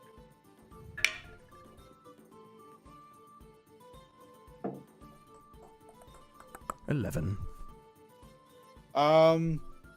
You vaguely recall something about them, that there's some sort of cult, but other than that, you know nothing else.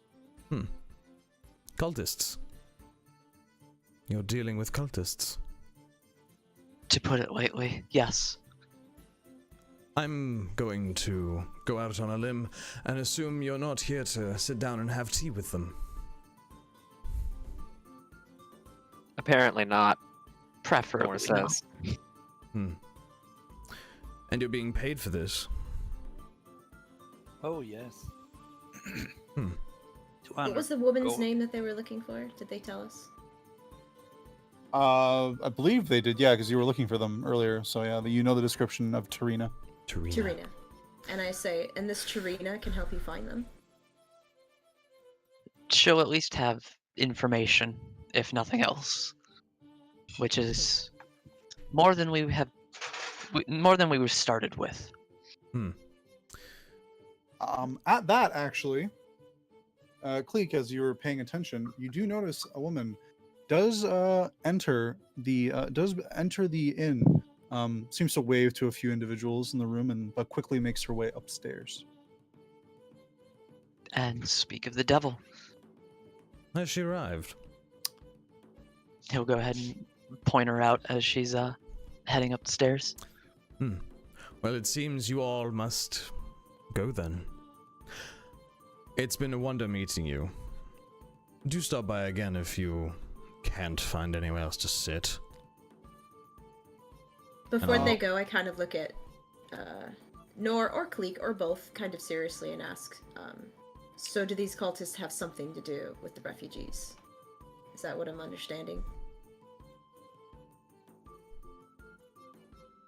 Nor pauses and then he says, I can only hope we'll find some answers through this person. From what you remember from what Zodge said, the cult is using the current crisis with the refugees in order to commit murder sprees and get away with it, because the Flaming Fist is stretched thin across the city. So they Power can't. vacuum, so to Yep. speak. Okay. So he tells me this? Yep. Or... I imagine. Well, it's up to him. That's what he remembers from his meeting with Zodge. I kind of look at them and I look at Theraden and I give this look of like, I want to go upstairs. Like I want to see, like I kind of want to figure out what's going on. Must you always meddle in interesting things? You've grown quite adventurous, haven't you? I But- look at him and give him kind of a sarcastic look, like you can't resist either. Would Kleeck know if he's able to deputize them as well, or is that You would not have the power to do so. You're not wouldn't be a high enough rank within the Flaming Fist yourself. But you do know, as you being in the rank you are, as well as the other both Nor and the 2 kobolds being deputized, that if you had them come with you, they could be considered as like assistants, or they could come along and assist even without official official proof that they're with the Flaming Fist. Kleeck would probably say then, if you have a strong curiosity, or if you're, so inclined to be paid, you're welcome to come with. Just try not to cause too much damage. Damage. So far, the only one causing damage is your small friend there. He seems to have ruined the table slightly. As long as I will get paid, I will be interested. From your understanding, Zalj is going to pay the 4 of you 200 gold each, Oh, so not... except Okay. sorry, actually the 3 of you. He did not include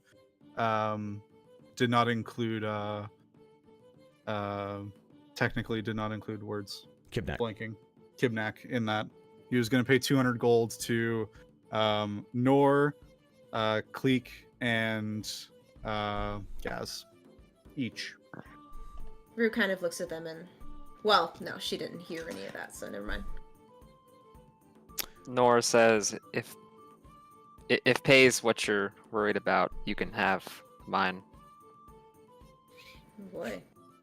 How? You've no need for coin. I haven't needed coin for some time, Nor says. Funnily enough, I'm pretty sure you're actually The richest in of the inventory the richest of the party. Of course he is. I am?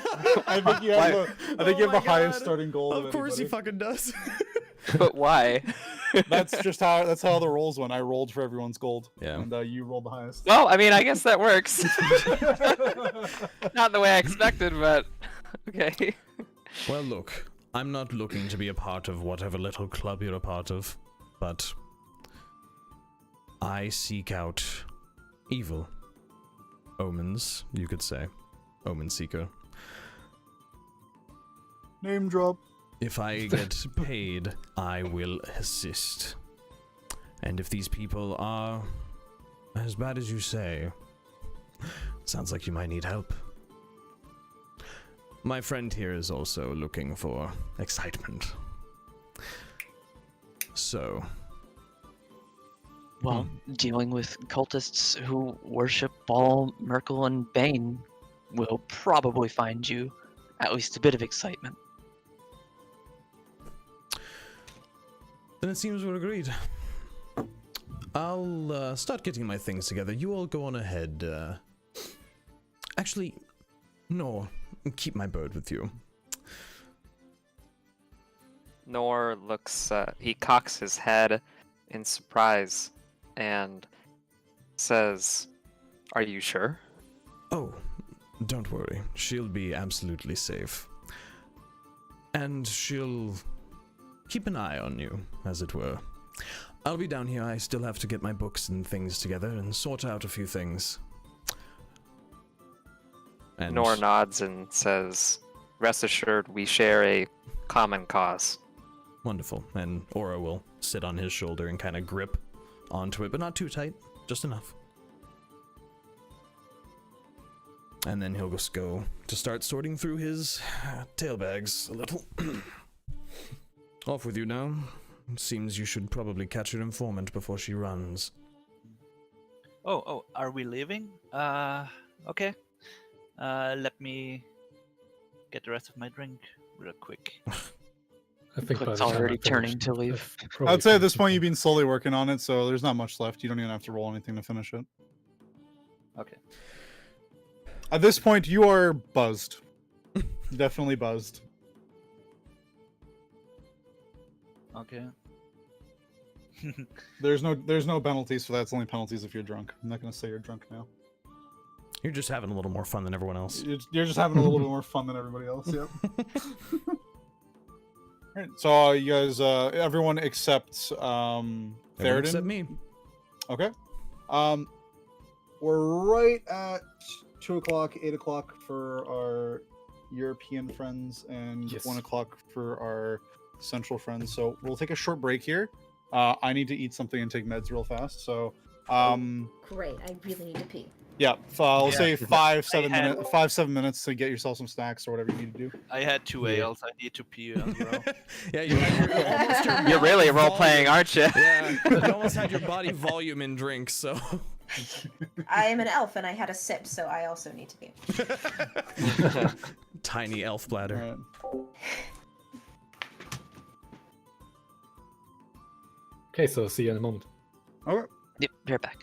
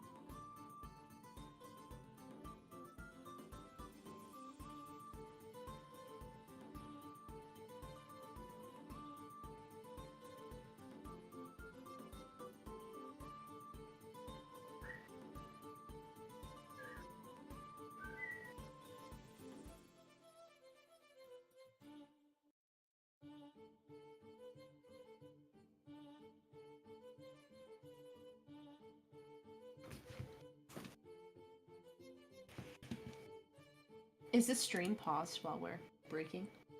I'm assuming Dre paused it, yeah. I'm not actually in a stream at the moment, so I don't know. Oh yeah, it says we'll be back in 5 minutes. But the question is the sound still there? No, it wouldn't be. Oh, it is. Everyone can still hear us. Really? Okay. Yep. Hello, everyone who's watching.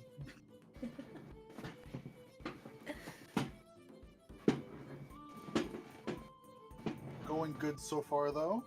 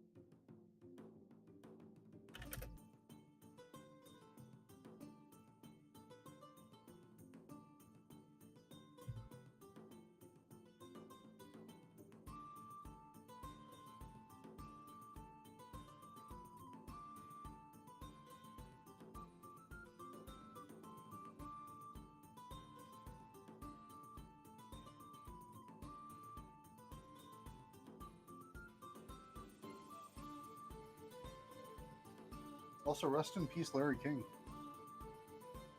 What? Larry King died today, this morning. No way. Yep. Dang. Yeah, it sucks.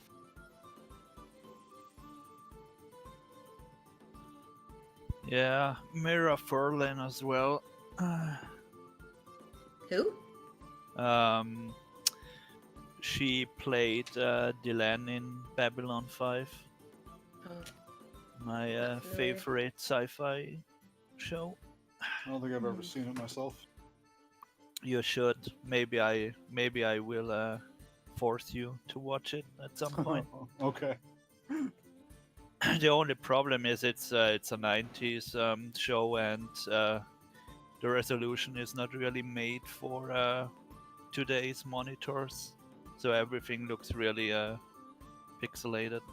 Okay. But the show itself is really good. I'm back. I'm also back. Whoa. Whoa, whoa, wee, whoa. All Back. in the same place at the same time. Is Owl even still there? You right? Yeah, he is. Yeah, man. He's been listening. Okay. Alright. Owl, you gotta roleplay the owl. I need to hear occasional Sorry, what? woos. Oh, You sorry. have to Yeah, roleplay you the gotta- owl now. You have to roleplay. You have to roleplay Aura.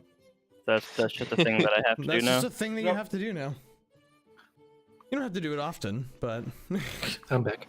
welcome Just back, whenever Dre Tarkus. pokes at you. Thank you.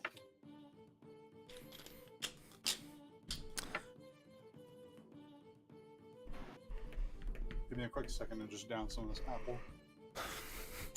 You sounded like you were talking about a drink at first, and then you said apple, and my brain went, wait, what? Are you drinking an apple? You're Imagine drinking him just an swallowing. apple? I'm like a cast. I'm like a cassowary. I just swallow the apple. I was gonna say, I'm just imagining like, hold on, let me just get this apple down. Okay. By the way, That'd be so efficient. It would. And so fast. It's the reptilian way. By the way, yes, Crucible. Can you briefly explain? I forgot about like the mention of the Harper agents. Mhm. How were they brought up? I forgot. How were they brought up? Rue just Rue asked if Rue I knew is- about them. Yeah, Rue asked about them. She seems to be Okay. someone interested in them.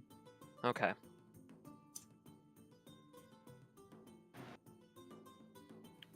I would say it's pretty common knowledge. Like most people, other than maybe the most secluded and maybe the kobolds, like have heard of the Harpers. They're pretty Okay. famous. They're the shadowy FBI men behind the scenes. Yeah, the UN, the CIA, whatever you want to call it.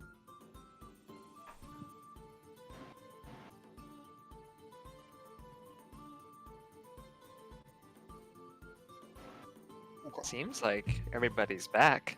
Or Seems like it. Deriaz? Yeah, I'm here. Hello. And wow.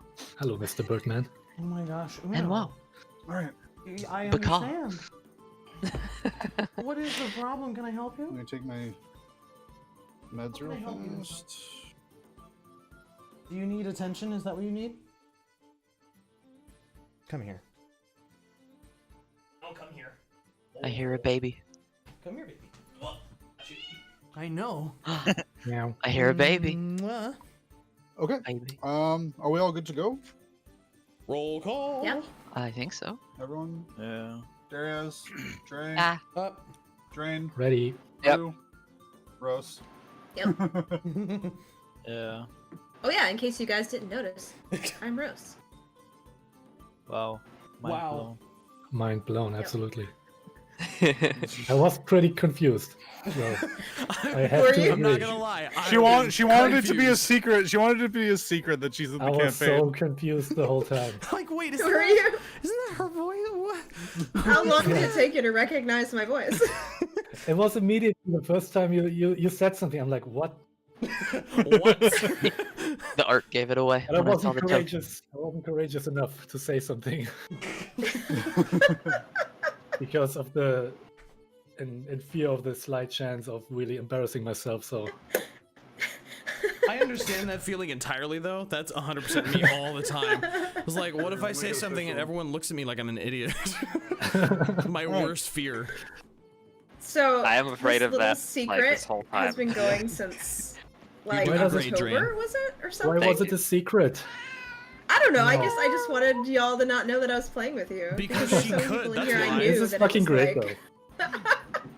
Yeah, so I but have we to kept fake it like, since yeah, October. this is my random friend that none of you guys know. Their name is Who dat? Rue. Crucible has other friends. Sounds like Rhos. No. No. But one time Dre was like drunk one night, and And he let Taldren it, was in he the let it chat, spill. He let it spill. and he let it spill. And then I had to like cover my tracks in later conversations where Taldren was there and be all like, "Hey, about that campaign you guys are playing, how's that going?" Honestly, the only thing I was thinking was, I hope this row person finally got a microphone. That's right. All right, I think we're on Yeah, here. I think because the first time Yeah, there was no. let's get the going. excuse was there was no Alright. mic. Yeah, that was the So, excuse.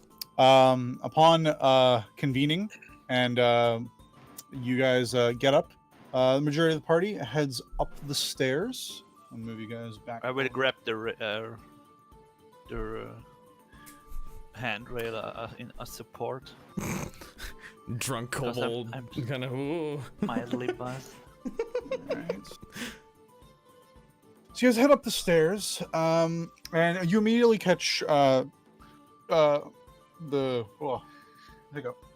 Catch the hiccup. You immediately catch the individual you're looking for, Tarina, seated at this table, seated at a seat at this table, seemingly getting ready to play a round of some sort of game with the other patrons there.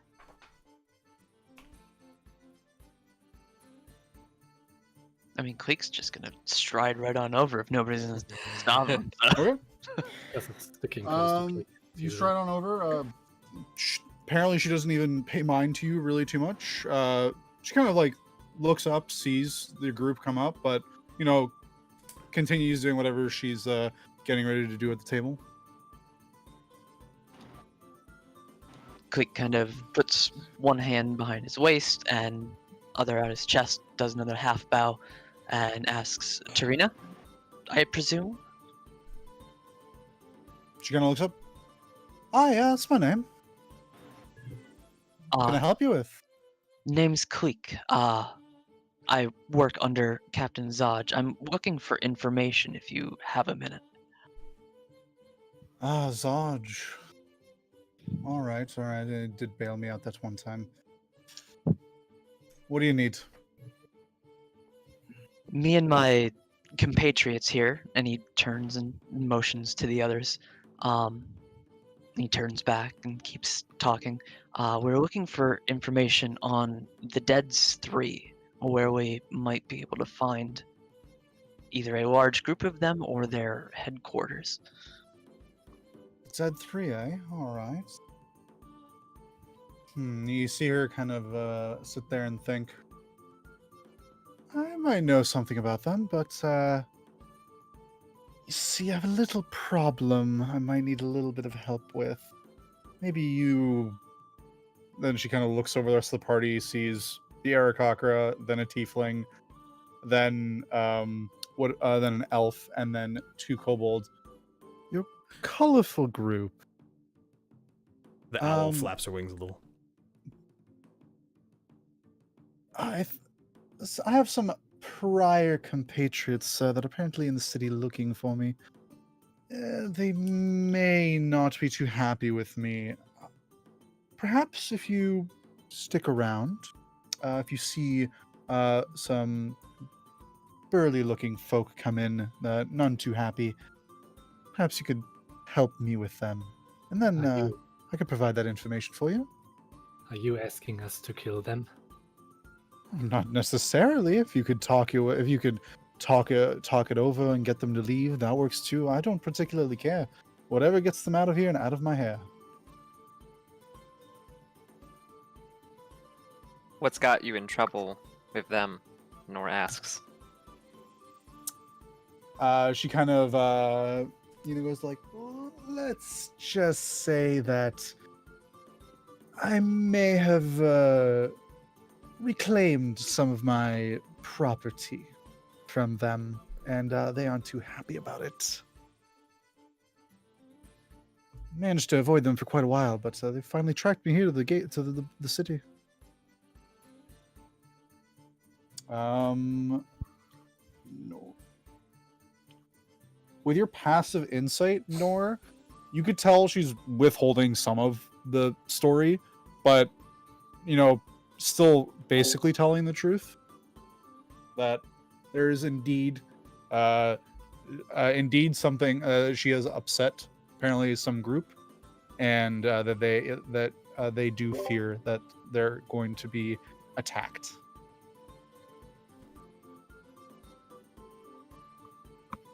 That's part of why I'm here, really. I love the tavern, and I love taking money from these fools here. And she kind of looks around the table, and they just all kind of go like, huh. But when I'm at least in the large groups, less likely to be accosted by unsavory folk. So they're not going to look for you here? Oh no, they could very well be here. I But understand. I don't believe I don't know if they're going to show up or not. They might. So stick around. Wait a while. If no one shows up, then great. I'll just give you the information. But if they do, I would very much appreciate if you would help me out, and then I'll help you. I scratch your back, you scratch. I scratch your back, you scratch mine. I Nor don't kind my of, back scratched, but is there a way for us to tell who they are?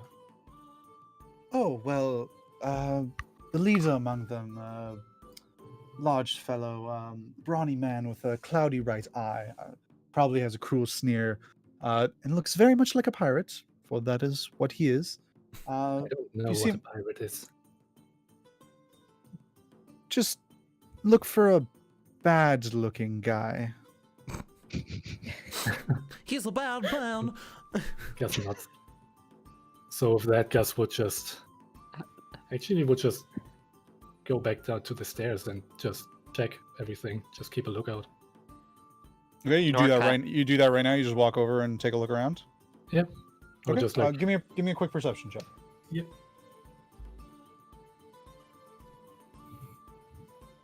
Oh, man, it's 11. You kind of look around. It's still very packed, and there's a lot of people moving around, but you don't see anyone that seems to match that description. Can I keep watch at the stairs though? Yeah, you can sit at the stairs if you want. Okay, I will do A that. few people keep walking past you, and they're kind of like, getting past the kobold. Luckily, you're not too big, so it's not a big deal. Is there a place where I'm not in the way and somewhat obscured by the You can- surroundings? I'll say that this is like a slightly open landing, so like imagine like right here there's like no, that wouldn't work out either. Not really. You'd have to be kind of on the stairs in order to see down into the lower room, the lower tap room. But it's again not a big deal. People kind of just step around you. You're not that big and you're not blocking anything. Can I go downstairs though? Is there like a place where I can? Well, I mean, the table that Theraden is, or Omen Seeker is still sitting at, is still available. That table is still there. You could definitely see that. You can definitely from a seat there see the front door if anyone walks in, and see the majority of the tap room. Okay, then I will probably go downstairs again. So meet Taldren and just be like at the entrance, like at the. You said there was like drapes or something covering the. yeah, there's some drapes you can draw over the front of the alcoves to add privacy. Yeah. So it'll just be like at the entrance to the alcove, just being inside, not visible but looking at the door. Back up with Tarina. She says, man goes by the name of Captain Morosco Sesprin. They're a rowdy bunch, so be careful.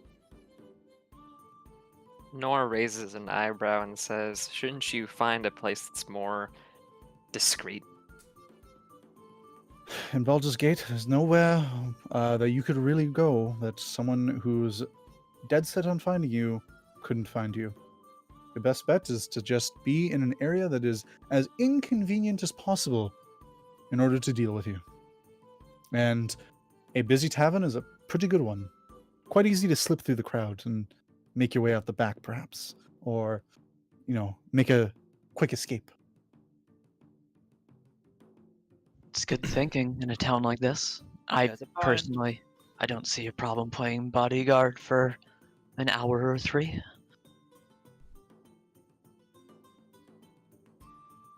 All right. Is every seat taken or is something free on the Up second here? floor? Second No, floor. from what you can see here, every seat is taken. It seems that most of this room is used for gambling. Both the large tables are filled with people that are just playing dice games and Baldur's Bones, Three Dragon Ante, some other games, and exchanging currency. And the red seats? Those ones are just full with patrons just sitting and Oh. conversing. Okay. There's also plenty just kind of standing around in corners of the room or against the wall, just hanging out, wallflowering. Yeah, Ruth's just kind of like, well, we're stuck in the city anyway. Might as well. Okay. And so she finds like a corner to go sit in, Do you- and she starts to meditate. Okay. So are some of you gonna stay up here, or are you guys all gonna go back downstairs to the table, or? I think Quick would head downstairs to kind of linger around the stairs. Okay. Rest of the party, are you guys gonna reconvene back at the table, or are you gonna stay up here? Gonna go downstairs, or? I currently look like I'm zoned out in a trance as Gasz has come back. I'm just like head tilted down, eyes closed. I think So Gasz just gives Nor him a would- quick look, but is pretty much just like on duty right now and waits. Just has like the main entrance. Just eyes it, looking at everybody who comes in or goes out. Okay. I think I'm staying on the second floor. Okay. Stay on the second floor with Rue. I guess, yeah. Okay. Then you two stay up there. The rest are pretty much downstairs. I think And if- Nor would probably join Rue, like noticing that she's Okay. trying to meditate. So escape three up the and crowd. 3 down. Got it. Can I get perception checks from everybody? I need to look up what the owl's perception is. The party's already split. At least we're only in one building. I got 17. 18. 16 for me. Oh, 10. boy. Plus 1, one. 2, 3, 4. 6. That's a 13 for my bird. 13. 6. Waiting for those other numbers. We can just put them in the chat real quick. That might make it easier. Yeah, you can type it in. You can type it into the Roll20 chat if you want to. 13, 6, 18, 16, 6. Or that's the 6. Okay. Oh wait, she has advantage on perception checks that rely on hearing or sight. Hey now. Big ol' eyeballs. Big ol' eyeballs. Yep. Well, it's She's the better. eyeball It's now a 16. Okay. So Wow. 18, 16, 6, 16. That checks out. The buzzed kobold is It's the one not- worth. Yeah. He's not really doing much. Waiting on Nor and Rue. Oh, I got a 17. 17. Okay. 10. 10. Okay. Got it. Is there anything else you guys are going to do, or just kind of wait around and watch the people in the bar? I'm just going to stay in the alcove and look through Aura's eyes for this. So, Nor came and joined me in my little corner over there, if I'm not mistaken. Or is he just upstairs? No, I think he said he came and joined you, right? Okay. Nor? I suppose that he's leaning against the wall, like a couple feet from Rue, like trying not to disturb her, but you can tell he's still like curious, like he wants to ask something. Rue has an expression of like absolute blank. Ignore that. That's a bot. So... what the Discord? Ding. Oh, I Yeah. see. There's a bot. Don't worry about it. Cuticle bot. So yeah, I guess just tries to stay hidden from like basically like everybody in the main room and watches the door. Kleeck is making it pretty obvious he's somewhat guarding the stairs. Okay. Got it. I would stay in the open area around the staircase on the second floor. So Quick question. Anyone here know Elven? I do. I do not. Perfect. Anyone else? Let me check. Yes. I don't think so, but All right, so 2 Elvish speakers. Got it. I don't. Got it. well, languages in D&D Beyond again. Bottom left of your character sheet. Bottom left of your Oh, sheet. there. Yeah, okay. I don't speak Elvish. oh, actually, I do. What? Okay. 3 Elvish What? speakers. Well, half the Alright. party's good at something. Oh, you know what? Okay, never mind. Good. Then, give me a quick second here.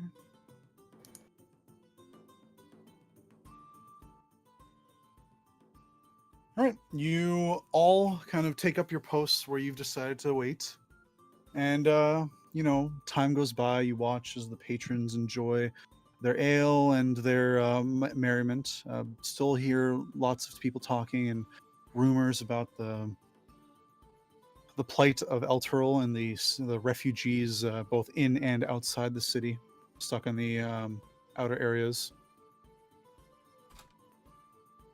Then, hopefully I can get this right.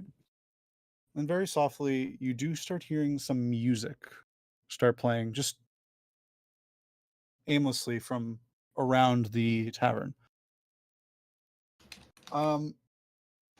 Kleeck, you would immediately recognize this. There's a reason why the Elfsong Tavern is called the Elfsong Tavern. That's because a ghost of an elf occasionally sings, and it's something that many people come to the tavern hoping to hear. And at times it is accompanied by disembodied music. So you start hearing this music fill the room, or the entire building. Hopefully it works. Okay.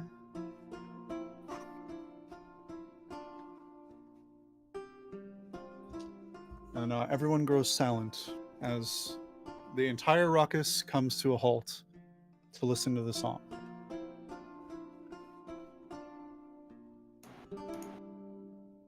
Oh, sing a song of Elturel, of water, woods, and hill.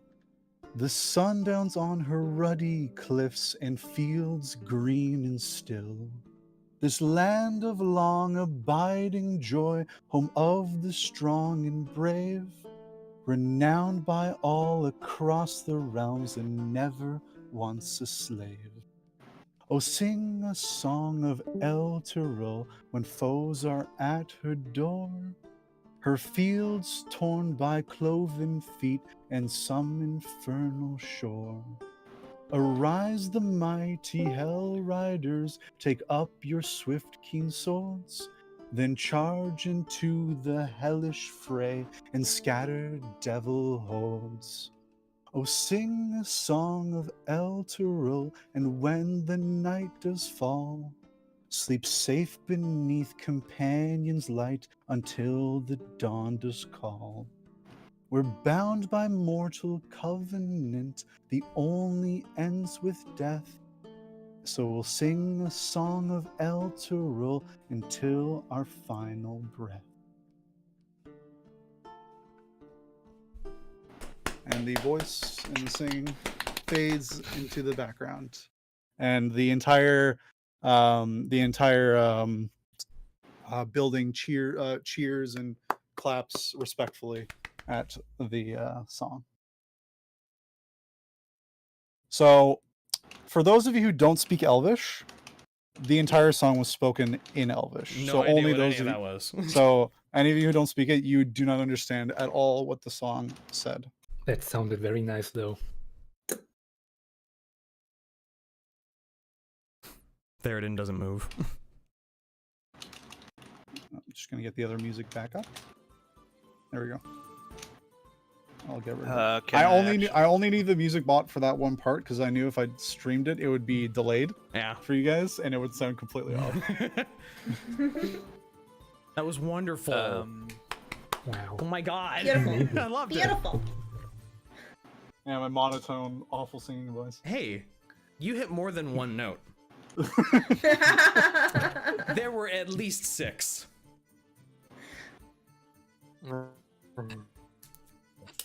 Can I actually drag the token on the map? So Yeah, feel free. If you guys want to actually place your tokens. Oh. Here, let me make those the Fix appropriate that. size. There we go. Now that we have a grid. What is this? Yeah, a you- tavern for ants? How do I go about placing a token? You should be able to go up into your journal. It's in the top right of Roll20. Okay. And under characters, you should just be able to drag the name onto. Yeah, there you go. Actually, I'm not even upstairs. Face. I mean, yeah, we're Yeah, downstairs. you guys are technically downstairs, so. If only there was like 2 maps next to each other. That I can't do. I Wait, know. sorry. I know. I technically could have. I could have like put them side by side on the Mhm. same map, But yeah, whatever. it's extra I work. can't shrink myself. Yeah, no I big only deal. only DMs can do that. There you go. Jrain, are So you where back? is Sounds like you had like some connectivity issues. where is Yeah. Miss Lady Seems Sleep, like I am a playing little her bit, game? yeah. Okay. Where I is didn't the- catch most of the song. Oh no! Oh, no! That's I okay. practiced for that. I practiced for that and everything. That's okay. This is being streamed and recorded. You can watch it later. It was And beautiful. it will be immortalized. Look how I'm the only humanoid-looking icon in the room. It's you. All right. I mean, I'm sure Drain's humanoidish. Yeah. It would be, yes. Jrain, did you get any artwork for? Do we have art? Because I know we all have art. Should we put that in the like the party chat or something? It's up to you guys. Sure. Yeah. I'll go dig Totally through my up to you guys. folders. Mine's not Tarkus worth putting followed there. suit and put his in there. I don't have like an actual one yet. This is just a Google image for the time Yeah. being. I don't So- have any yet either, but I think I'll get something at some point. So, you guys wait some time later, about maybe 30, 40 minutes past, getting pretty much, well into the evening now, about, say 10 o'clock. The crowds are rowdier now, as many of them have started to have already had quite a bit to drink. And merriment is to be had. And and then you do see at the entrance, gonna go back to floor 1. You guys do see Oh no, you're gonna have to resize the tokens every time we do this. it should, hold on, let's remember Oh. them. I'll figure it out later. It's not a big deal. Everyone's giant. Stop. Okay. Gasz and Kleeck would notice right away as a group of 8 individuals walks into the bar. Or the tavern. It's already very crowded in here, and this makes it even more so. Let me just get this right. You see 8 motley humans saunter into the tavern. The leader looks to be a brawny man with a cloudy right eye, a cruel sneer, and a pirate swagger. The others are all an unsavory, rowdy bunch who act as if they own the place. Immediately upon walking in, the man in the lead yells out to the crowd, "We're looking for an old friend of ours. Goes by the name of Tarina. Also, I'm told, loves to cheat at Baldur's Bones." Some of the crowd all look over as they're quiet and they see this bunch, and a lot of them immediately don't want anything to do with them, and they go back to it. And Group calls out, I think I saw it go upstairs. And you see this individual kind of just smile cruelly and then just start heading towards the stairs. As soon as he starts ambling towards it, I'll stop doing my best animated armor impression and go ahead and push up in front of the stairs. Oh, I was to real the try whole to block time. him. All right. No, You notice actually- that the half ogre, that's the bouncer at the front, also kind of like, arms crossed, just sitting there, just watching the group, but not making any movement towards to stop them. The individual. Sorry, were you gonna say something? Huh? Oh. Tarkus. I'm giving Theraden a sign, and I'm just gonna be, at the ready to. Like, I'm gonna stay hidden as much as possible. I'm actually Theraden sneaking. literally hears and sees none of it. But Do I notice that Theraden is kind of like zoned out? it'd be very I would say so. obvious. It's pretty obvious, yeah. Okay. The owl upstairs on Nora's shoulder starts hopping and then goes to swoop down the stairs, though. Yeah, would we hear that from upstairs? If not, With how loud it is, go ahead and give me a perception check. I was gonna say as well with I with should do the Kleeck same and thing. All of upstairs, us. Me too. Yeah, anyone upstairs. Kleeck would probably also very loudly announce, like, mean, "Can I help you, gentlemen?" What perception? Perception, yep. I got 17. Should I 10. roll on stealth? Are you trying to hide from them? I'm totally trying to hide. I don't want to be seen by anybody. Okay, give me a stealth check. Okay. Wow, that's a natural one. That's the excellent. first one today. First Like, natural one. No. You're not very good with this. So 15. And you're not very good at drinking. So what were the rolls Oh. for Nor, Rue, and Kibnaak? I have a 10. 10, 17. 17. Jrain? Oh, what'd you say? Perception roll. Perception? Oh, I got 17. 17. Okay, so you both hear it. Yes, you hear down the stairs someone call out, looking for Tarina. And Okay, so I the start. owl goes. I kind of wake up out of my meditative trance and start going downstairs. Okay. Quickly. You do quickly come up right behind. You come up right behind Kleeck on the stairs. And Kleeck, you are blocking the stairwell, and the sort of individual in the front who you assume to be this captain that Tarina was speaking about, Morosco. Just kind of eyes you up. All right, Tim, man, get out of the way.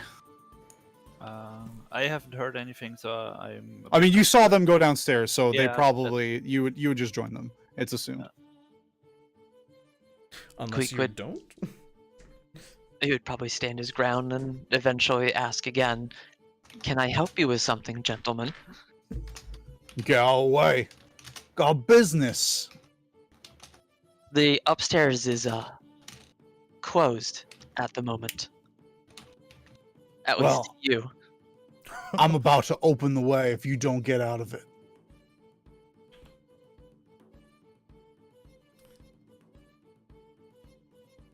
I'm very tempted to just immediately draw a weapon. That's up to you. Do it, Just man. Nor It's up to kind- you. Nor kind of puts a hand on Kleeck. Nor kind of puts a hand on Kleeck's shoulder and says, "I think the better term would be reserved." Unfortunately, As in the I don't upstairs is think reserved. I don't think he's going to know the definition of the word. Probably better to keep things simple, as he unslings a shield off of his back. All right. So you're gonna go into a threatening pose. You're ready to fight. Not necessarily wanting to fight, but definitely have the shield drawn. Sword in its sheath at his side. All right. Looks like we're gonna have a problem then. And he draws his weapon. I need everyone to roll initiative. Yeah, first combat. First combat. Let's combat. So give me a second here to just get a bunch of stuff set up. A bunch of stuff. What's my initiative gonna be? Ooh, it ain't great. Here's our bar fight music. find initiative at on your rep sheet. Oh, there it is. Good choice. Yeah, I'm agreed. done. 10.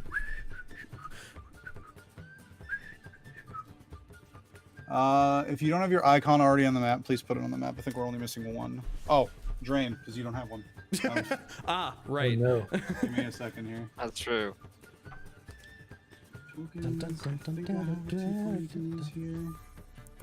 I don't have a purple or blue one, so you're just gonna have to deal with this red one for now. That's fine. You can just do placeholder. Right, so I'm still on the stairs. Wouldn't Nor still be on the staircase? Yeah, he's Yeah, I gonna guess be we're in that both on the space right stairs there. behind, Yeah. I'm just We're in a row, so You have the hopefully high he's not ground. gonna do something with controlled that by. goes through several. You have the high ground. Like, hopefully he doesn't shoot a harpoon or we're in trouble. Shishka All right, adventure. Drain, you should have control of that icon. Okay. All right, and let me just get. So we have. All the patrons kind of all move to the sides of the room as everyone piles in as they start all chanting fight, fight, fight, fight, and see a bunch. What the heck is initiative related to for creatures? Is that their dexterity? 7. Yeah, I believe it's just dexterity nowadays. Crucible, I'm trying to roll for my bird. What is her initiative? Just look up Owl. I'm looking on at D&D it. Beyond. I think it's just the. I'm looking at it in the PA. Or, so sorry, you your can it's a pet, so it goes on your initiative. Even though the familiar says it has its own. I don't, because it's Okay, just that's fair. a lot of extra. It's just more extra work, and it just Okay. doesn't matter. So I just say all pets, summons, familiars, whatever, all go on your initiative. Sure thing. This is gonna be easier that way. Where's my other? There he is. I had to check to make sure I wasn't talking out my ass. Yeah, initiative is nowadays just plus dexterity unless a class feature specific Yes. says otherwise. Yeah, it's Cool. just plus dexterity. Hmm. So like me, I have a +0. Yay! I have a +9. Okay. So go ahead and type in your initiatives in the turn order little window that should have popped up on the left. You should just be able to type in there and add the number, and then I will auto sort it. Where's my number? What? Let me. There we go. It also has the caveat of only one person's going to interact with it at one point in time, because Yeah, I it noticed thinks it. only one person is interacting with it. So Removed my number a couple times. So rude. Yeah, I'm Yes. fat. yes, good. Put me low in the initiative. Rhos, what's your dexterity? Out of curiosity. Did you guys tie? Yeah, I we did, both yeah. 19. If it's allies, you guys can choose who goes first. You don't actually have to go by Oh, that. That's It's, you only have to do it against a dexterity if you're tied with an enemy.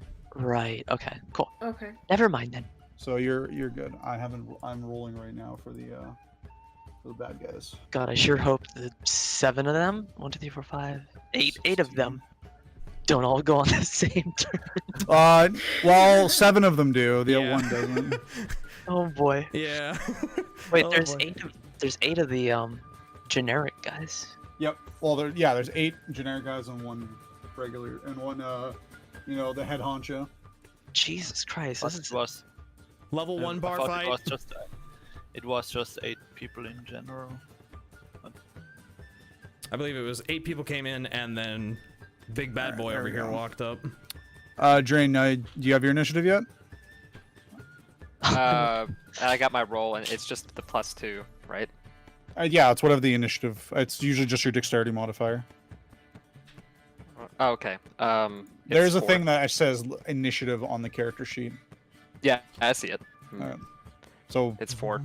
4. So Okay. I was like caught off guard, I suppose. I mean, I got very slow. it's actually the best place for a cleric to be, not gonna lie. I still have the alcohol coursing through my veins, so still at 10. He's buzzed up. All right.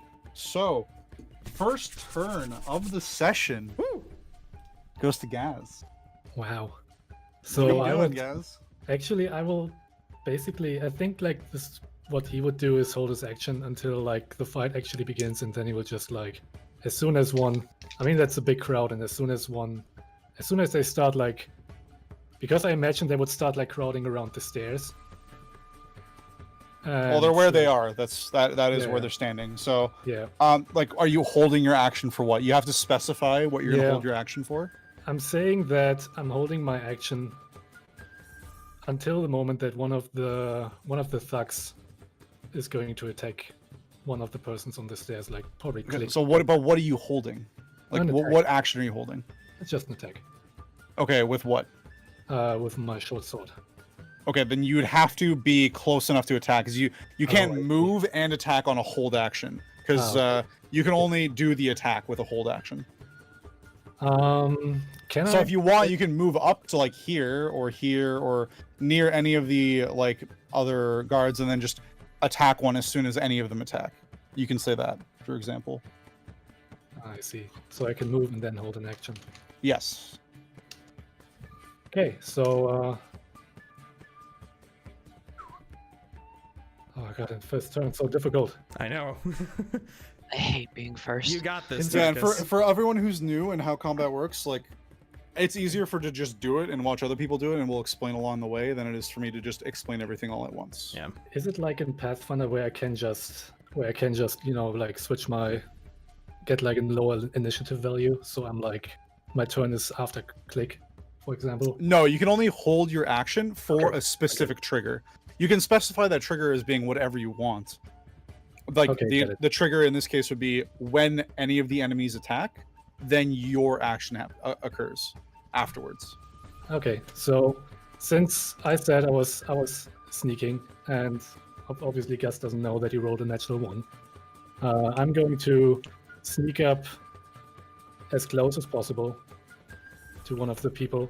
Right? I think you have 30 feet of movement, so yeah, you Yeah. can pretty much get up to like anywhere up to like this line here.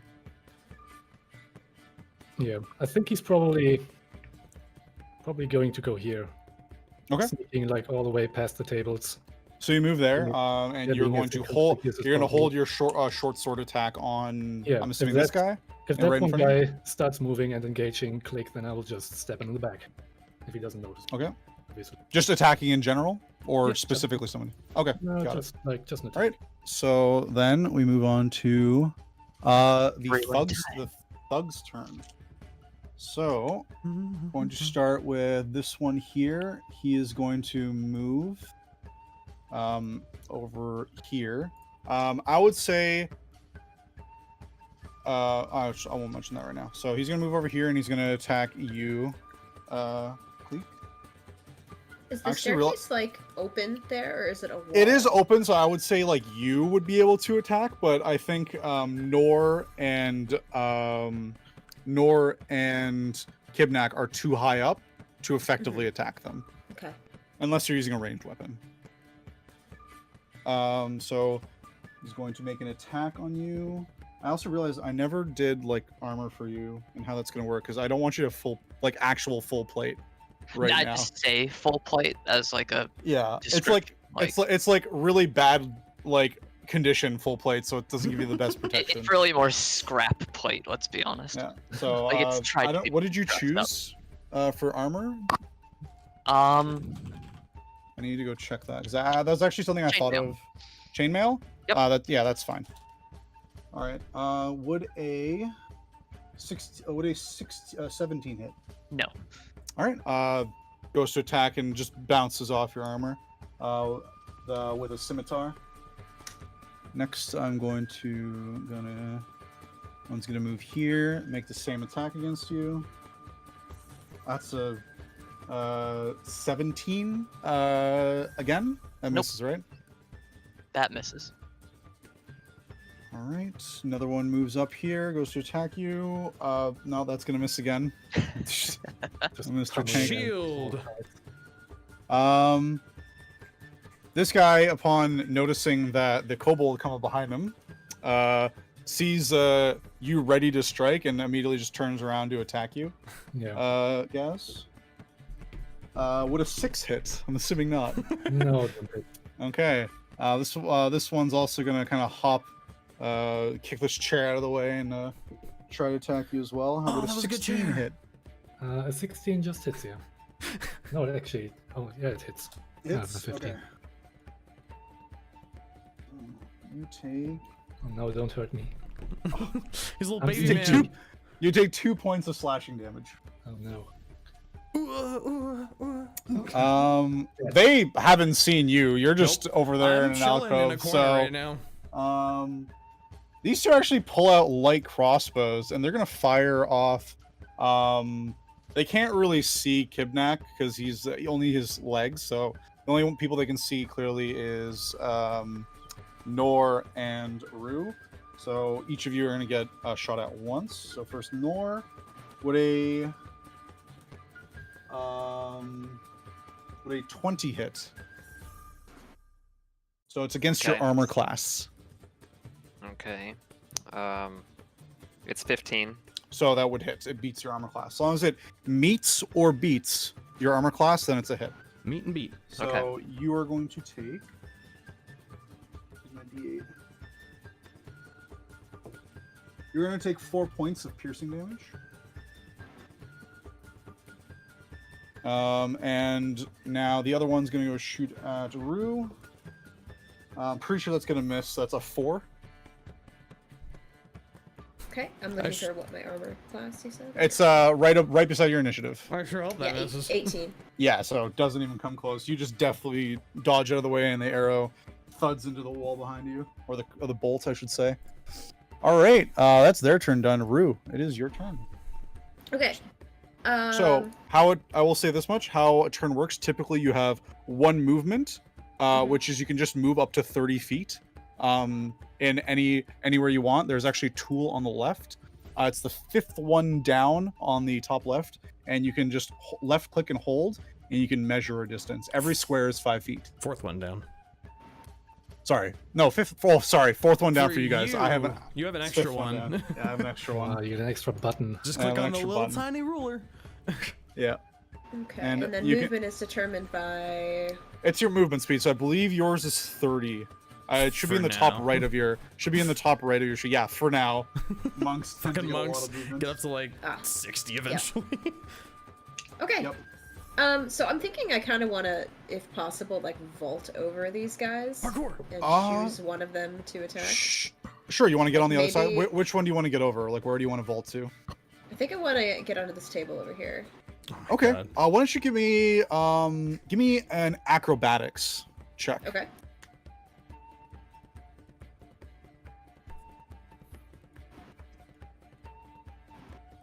Okay, I rolled a 4, so it's an 8, unfortunately. 8. Yep. Yeah, unfortunately, you go to try and jump, and the thugs kind of just see you trying to do it, and they just kind of block your path.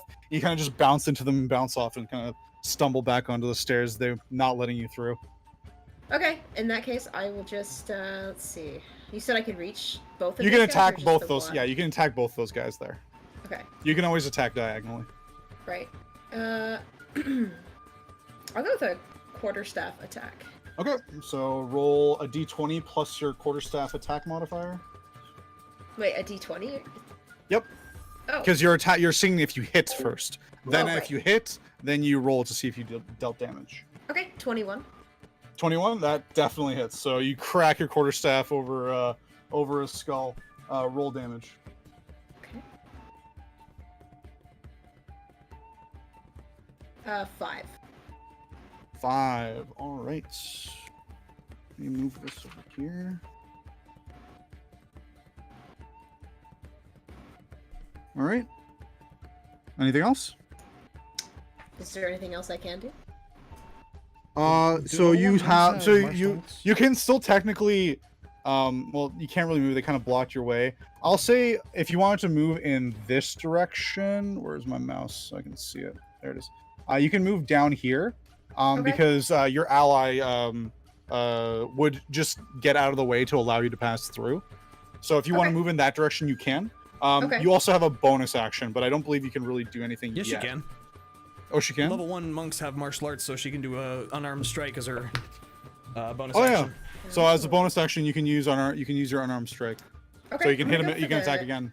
I'm gonna go for the same one I just hit. Sure. You were targeting this one, right? The one diagonally. Yes, like Okay. directly.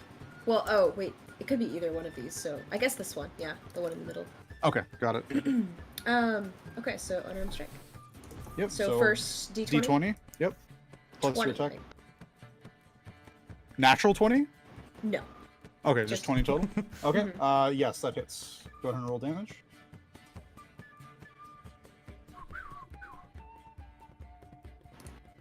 Okay. 5 again. 5 again. You, after the crack of the quarterstaff, the kind of the bandit's kind of like reeling a bit from the strike, and you just pop him or crack right in the nose. He just falls over, knocked out.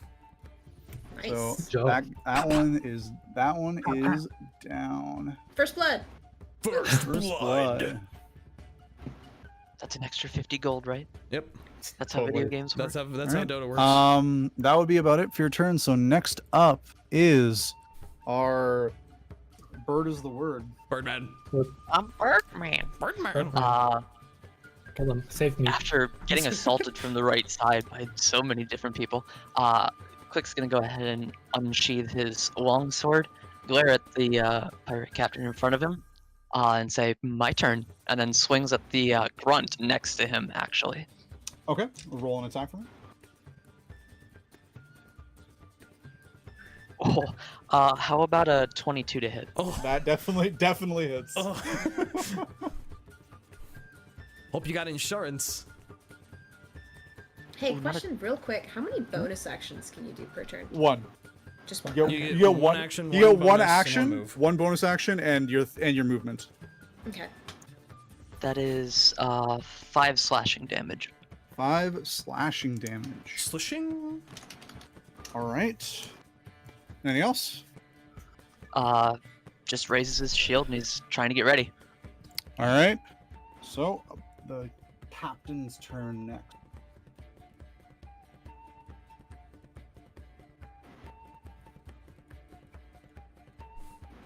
Holy, really? That's. I'm not letting that slide. What? Did you just get a natural Gosh. 20? No. It's just something on the sheet. I'm like, excuse Oh. me? On mine or on his? No, on his. This is ridiculous. I'm not doing that. All right. He pulls out a scimitar and a dagger, and swipes at you with the scimitar. First attack's going to be this is a 20 hit. Just barely. All right. He is going to do.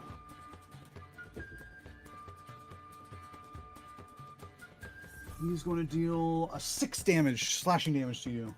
And he's- That's reduced by the heavy armor master, right?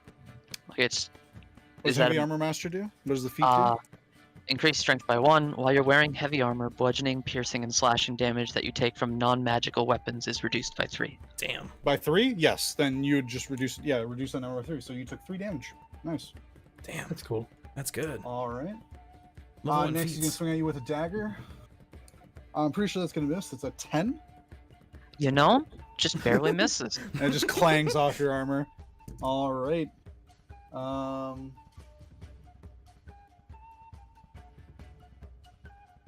Then I'm going to, and that's it. Mr. Omen Seeker, it is your turn.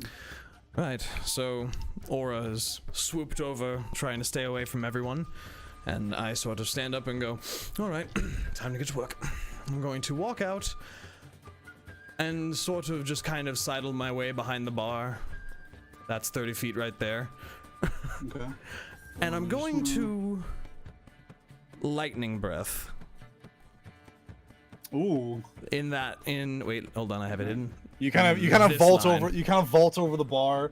You know, some people get out of your way as they're like, "Whoa, what's this guy doing?" Excuse me, And very busy. the owner Alan you kind of move him aside, and he's just shaking his head, just looking at you. I just just kind like, of- don't do it. I kind of sniffle a little bit, and lightning starts crackling between my teeth, and I just shout in Draconic the word for die, and just lightning bolt through the group. All right. Dexterity save. Yep. They need to All beat right, a 12. 12. Got it. And Fail. I- Succeed. Fail. Oh, lovely. Fail. That. How many does that hit? That's 4. These 4 right here. Okay. This one failed. This one succeeded, and the other 2 failed as well. 7 So- damage total. 7 damage total. So I this believe, one. let me just make sure it's 2d6. Yep. 7, 3, 7, and 7. They are taken completely aback by this sudden just sapphire blue dragonborn just bolting out of an alcove, diving over the bar, and then just showering them in lightning magic. I'll kind of rub my nose and be like, excuse me. All right. Do you need anything else? That's all I got. All right. I guess I'll make Aura go perch on the fireplace. I'm away from trying to danger. actually quickly go find An owl. an owl No, or a should've- bird of some sort Yeah. for you to use temporarily. Here, have one of my 200. It's true. Owl has a lot of owl pictures.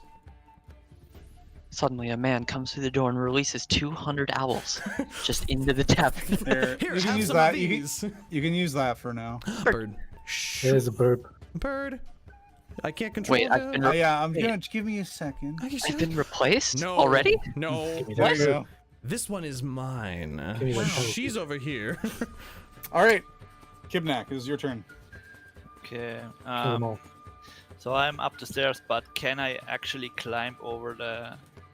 If you want to, handrail? if you want to like jump over, I would say you're small enough to fit through the space between the next floor and the little the little cute angle that is made by the stairs. What a cute angle. Kibnaak, why don't you just like walk between our legs and just go straight for the- Yeah, honestly, you're small Yeah. enough. I would let you walk between your under that- your that- teammates to get over here if you want. Yeah, that also came to my mind, but I actually want to climb or get through the railing Okay. and jump onto this This guy's guy? head. Yeah, with Okay. the weapon drawn. And I want to rage. You all right? So you like to? So you're gonna rage, all right? Perfect. So I'll say you have to drop down right here, but for flavor, you'll say you'll drop on his head. So Fucking screaming first, kobold. give me an acrobatics check. Okay, acrobatics. 15. All right, yeah, that's good enough. You kind of like slide your way through the railing and then just drop on top of this guy, and he just like freaks out as all of a sudden on top of him there's just this. He just feels like little clawed feet and hands gripping onto him. Angry screaming kobold. Actually, I want to. Can I actually do that? I mean, I have already my weapon drawn, and while I'm dropping down on him, I try Downward to strike. basically, Yeah. basically plunge just- my sword to his skull. Go ahead and roll an attack for me. Just imagining the downward strike from Link and Smash Brothers. Yeah, I'll say just the down A straight, the down A from Smash Bros. For Link. Okay. An 8. 8. Unfortunately, that does not hit. You kind of misjudge the alignment, and you kind of fall short, and the blade just kind of slides slightly off his leather armor, and he kind of manages to wrestle you off, and you kind of just fall down on your feet behind him.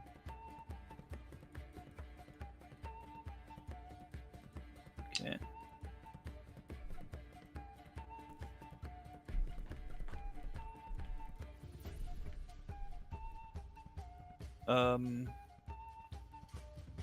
I guess there's nothing else I could do, or You can still move. You will only technically move 5 feet. So or can I actually use extra a bonus action to strike again? no, you you can only use a bonus action to strike again if you have a weapon in your other hand. Okay. You Yeah. can't use it to attack twice, and you also use your bonus action to rage because raging is a bonus action. Yep. Okay. All right. So that'll be the end of your turn. Nor, it is your turn. I have several questions. Okay. I figured you Understandable. would. Understandable. So I want to consider two options here. With the two guys that have the crossbows next to the bar, I'm wondering if I could like shape water from like the alcohol like at the bar stand or just like the table and cast it to the ground like but if I did would it only cover like one square or not both? I have to go look at the ruling for shape water. One moment. It's a 5 foot. And can I only cast it like move it and I can't like freeze it at in the same turn? You choose it. So you manipulate in one of the following ways. You instantly move. So you cause water from supply.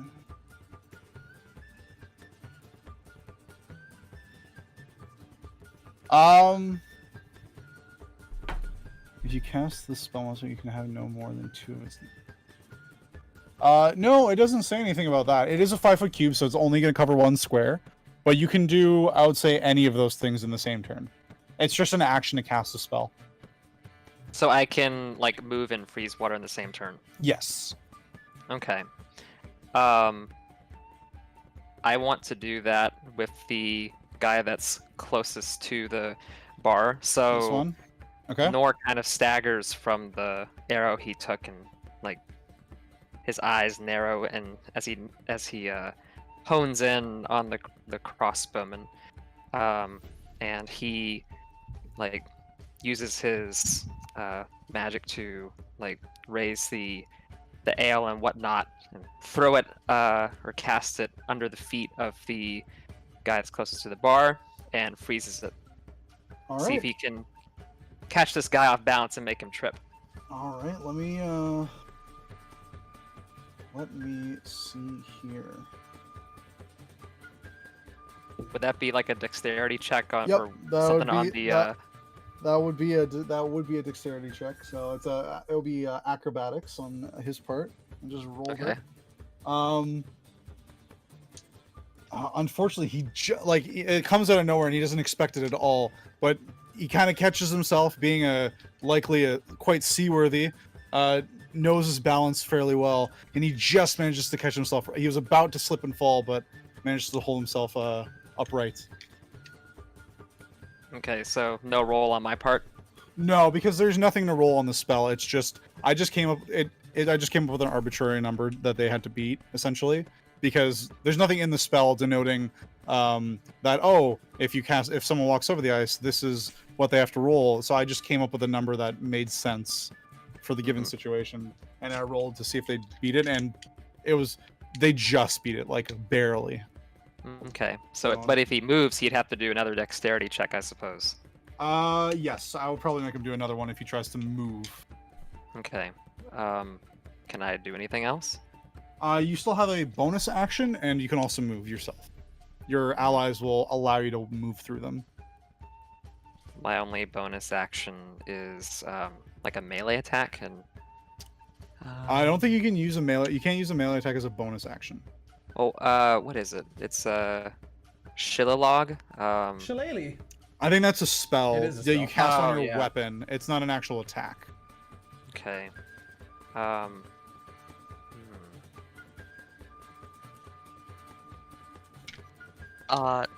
would. I mean, if that's a bonus action, I suppose I should do that if it'll last for a little bit.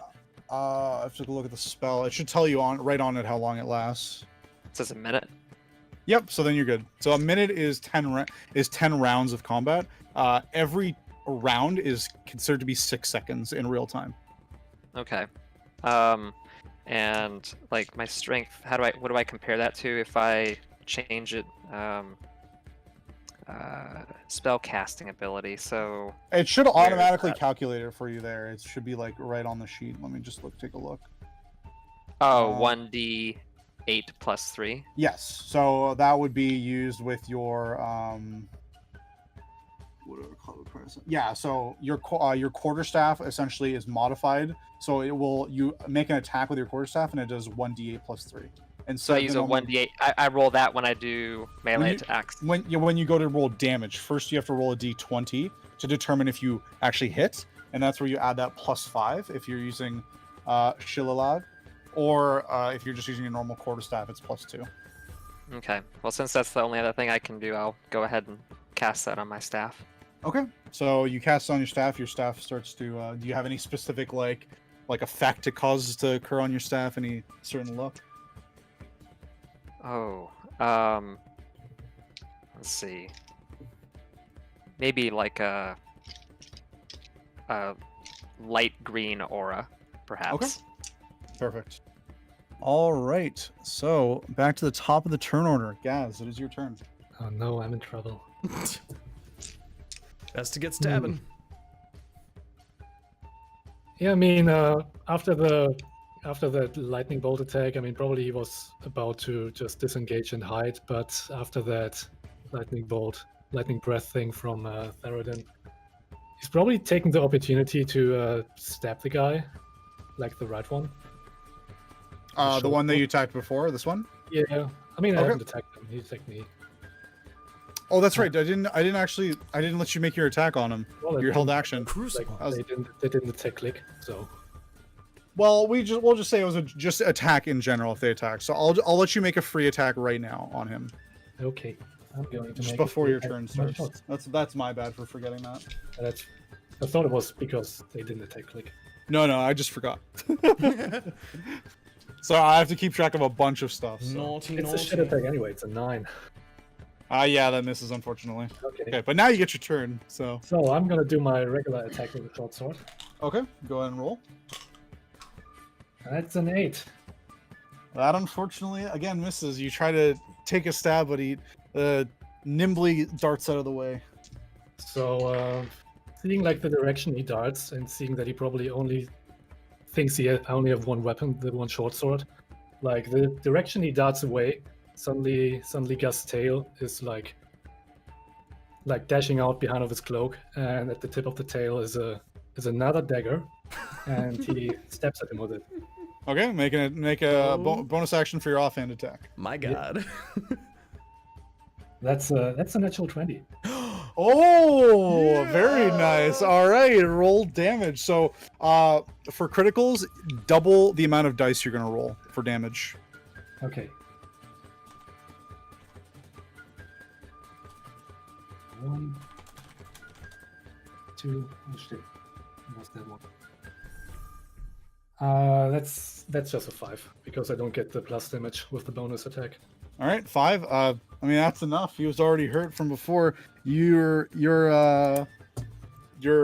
swung with your dagger, and the bandit definitely dashed to the side. He's kind of snickering to himself, and proud that he managed to avoid the attack. And then all of a sudden, he just finds it was just a thunk, and he finds a dagger just right in the center of his sternum, with a tail holding onto it, and he just slumps over and falls as it falls off the dagger. Okay. So knowing that the right area is free, he will probably move closer to Kleeck, like right next to Kleeck, and we'll get an Okay, attack on- you would, yeah, this one's going to get an attack of opportunity on you if you do move out of range. You gonna do that? I'm gonna do that, yeah. Okay, so he's gonna take an attack of opportunity on you. Daring. Misses terribly. That would have been a 6. Yeah, touch So- under that. Yeah, you're good.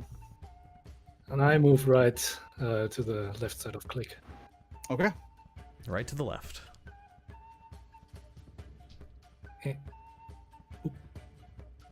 All right.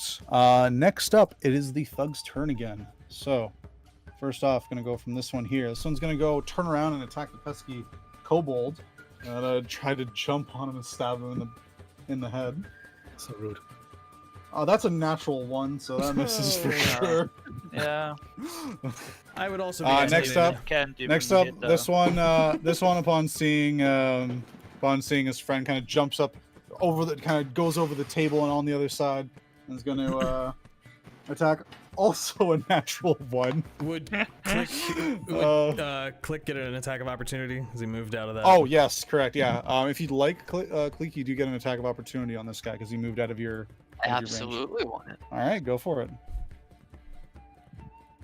Oh, that's a natural 20. Wow. All right. Roll damage. Dang. Double the damage dice. Oh, come on. 1. That'd be 10 slashing then. Holy gosh. 10. 1 You, of 7. he goes to move. You just cut him down, like across the back, and he just slumps over the table, like spilling alcohol everywhere. My beer. Quick All question. right. Yep.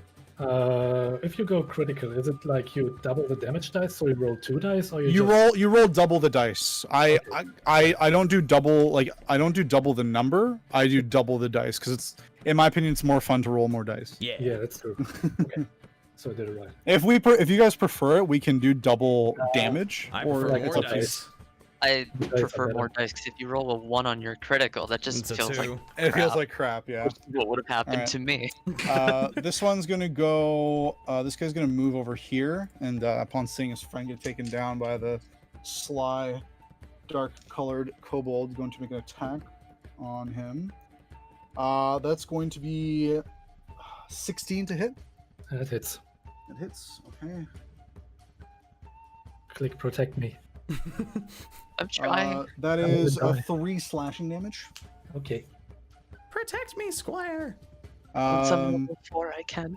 These two, both having taken quite the hits, are going to both turn to the dragonborn on the other side of the bar. Can I get And, you something to both- drink? They're both gonna fire crossbows. No, only death. Wonderful. Just 17 hit. Yeah. All right. Does he have cover? Such a sarcastic dragonborn banter. I know. No, he doesn't technically have cover. Okay. I'm not You're taking not- he cover didn't- behind the bar. I'm just back here, you know. 4 points of piercing damage. Half my Oh, HP. shit. And then a 13 to hit. No. All right, and then the first one nails you, and the second one you kind of duck out of the way underneath the bar. Lastly, this one over here is going to move up and I'm going to take a swing again at Kleeck. That definitely misses. That's a 5. All right. Barely. Rue, it is your turn. Okay, if I try to move, am I gonna get attacks of opportunity on me? Like I You would get an attack of opportunity from this guy if you try to move out of his but attack isn't he range. facing towards me? It doesn't matter. It doesn't matter which way they're okay. facing. They can always make an attack of opportunity if you're within their attack range. As long as I kinda he's- wanna. You would incur 2 attacks of opportunity. You incur, well, sorry, 3. This guy, and this guy. But you couldn't. You would have to do it this way. You'd have to go like this, this, this. So you can make it here or here. You couldn't make it over here. You can make it here.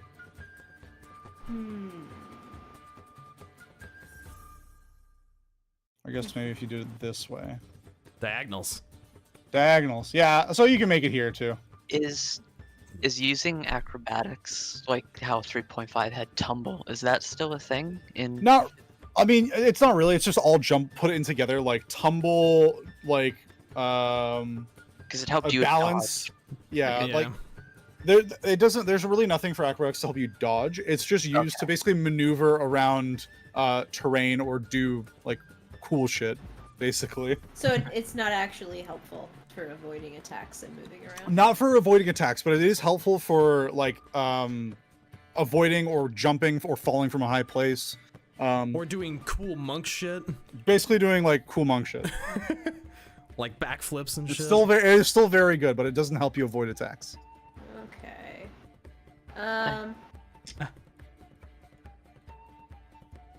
Let's see.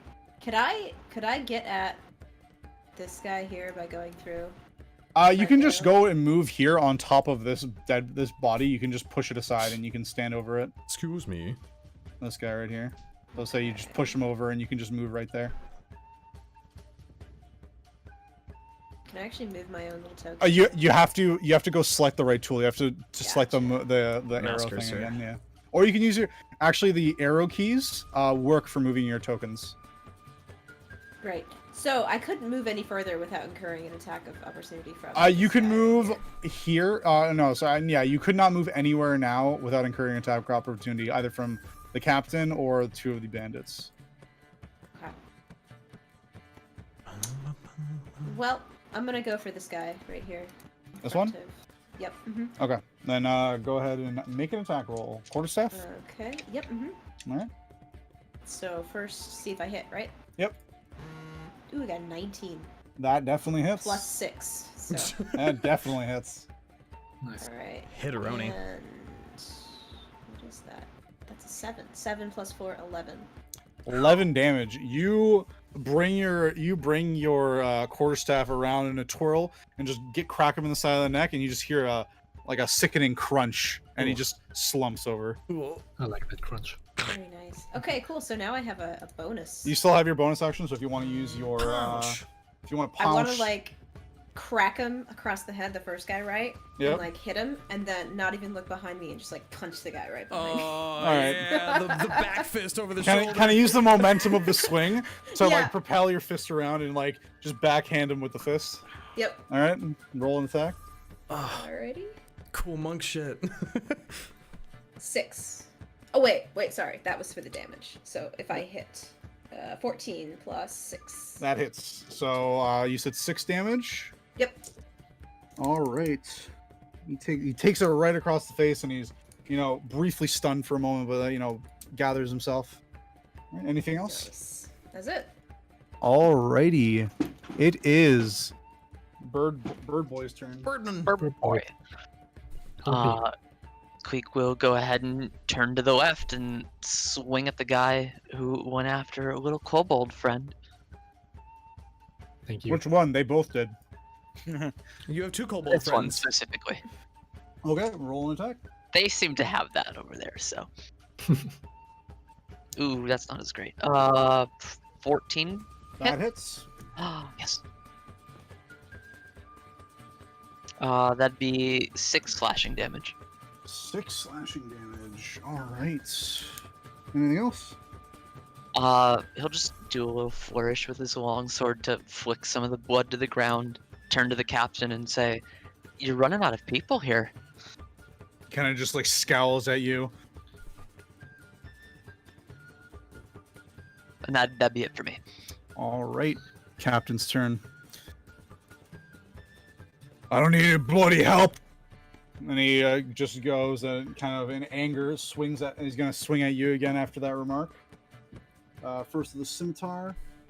That is going to be a. Oh, I gotta switch over to this thing. It's gonna be a 21 to hit. Damn. Yep. All right. Rolling damage. It's going to be 5 points of slashing damage. Reduced to Reduced 2. to 2 yeah. because of your feet. Man, that's good feat. Then dagger is going to come swinging around on the side. That is definitely going to miss. It's only a 8. Easy deflection, yeah. Yep. All right. All right. His turn's over. Mr. Omen Seeker. Seeing these 2 very nice gentlemen turning towards me, I'm going to just sort of look at them and smirk. And I'm going to try and play off of seeing the ice frozen under the one. I'm going to try and play off of that. I'm going to cast Mage Hand and try and... How heavy would you say one of these chairs is? How what is it, 8 pounds? 10 pounds. 10 pounds? It's definitely less than 10 pounds. I'm going to try and yank a chair into him to try and scoop his legs out underneath him on the ice. Okay. Go ahead and make a sleight of hand for me.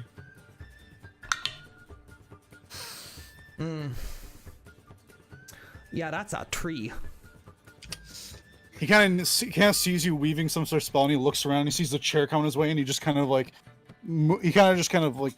moves slightly out of the way enough that he doesn't have to shift too much on the ice, and it doesn't work, unfortunately. I was trying to offer you a seat, but you're very rude. I'm going to move right over here. Okay. Anything else? That's my turn. Alrighty. Hiding behind the fancy chair. Kibnaak. Kibbles. Okay. Kibbles. Kibbles! I love it. So, can I actually? So I would like to attack this guy again first, and then can I, with a bonus action, throw one of my vials at one of the crossbow dudes after that. Vials of. Like, what is it a vial of? Hot sauce. Like I want to throw it right into his face, so he's I would blinded. consider that an action because it is technically like an improvised weapon or a thrown weapon. So you couldn't do an attack and that. Okay. Now then I'm attacking this guy first. Okay, again. then go ahead and give me an attack roll. Hot sauce. I'm appreciating this creativity though. I hit him in the face with the Szechuan sauce. It's a 5. Not really Yeah, doing unfortunately, yep, dodges out of the way. Do you get like advantage due to pack tactics? Oh, Welcome to Kobolds Get Advantage Yeah. when you're standing next to an ally. Yeah, make sure. Yeah, if you pack tactics. Let's say if you're next to an ally, then you do get get advantage. So yeah, Yep. Forgot about that. Roll again. so yeah, roll again. Kill him. Kill him. 12. 12. That just hits. Yay! Okay. Roll damage. Chop it in half. Tiny dagger. Damage is 17. 17. How? Whoa. For, What the hell how? are you using? It's usually a short sword, right? No, great sword. Great sword. Oh, I thought you said you had a short sword. Okay, so 12. Yeah, no, that checks out. I was Yeah, gonna no, say, you whoa. literally you My bring goodness. you bring I this mean, this What It's is that basically damage? it's a 19 because of +2 for rage, I guess. I know that. Yes, I was just But like, it what? doesn't I matter, thought you I said you guess. had a short sword. That's why I Yeah. was like confused. How So is a how- kobold holding a greatsword? It's great to him. The confusion here is that it is a short sword, but it is Right. great. To So, yeah. him, it's a great sword. You just cleave this person in half. You just like you bring it across and just like rip open his gut, and he just slumps to the floor, just in a pile of blood. What are the damage? I types? aimed for the legs. Oh, then Is that because you that's all literally can you reach, chop a or- leg off. Yeah, you just chop a leg off, clean off, and he just falls to the floor. He is out. It's pretty cool. And so bonus action. Yeah, so I can use my bonus action, or I could, but not with the. Not with that. Like it depends on what you want to do. Yeah. Like there aren't many bonus actions that you can take, but if you want to do something creative, depending on what it is, I might let you use your bonus action to do it. Just gotta be creative. It's gonna be cool. Okay. Nah, in that case, I mean, I could. I guess I could move. Yeah, you can move if you want. There's no enemies Yeah. around you, so no attacks of opportunity. But then in that case, I move to the two crossbow dudes. Okay. Anything else? Nope. All right, Nor, this is your turn. When it comes to spells, like the little slots thing right next to it, I have like 2 slots. What does that mean? That means so you can cast any spells of that level 2 times. Not 2 times Oh. each, 2 times total.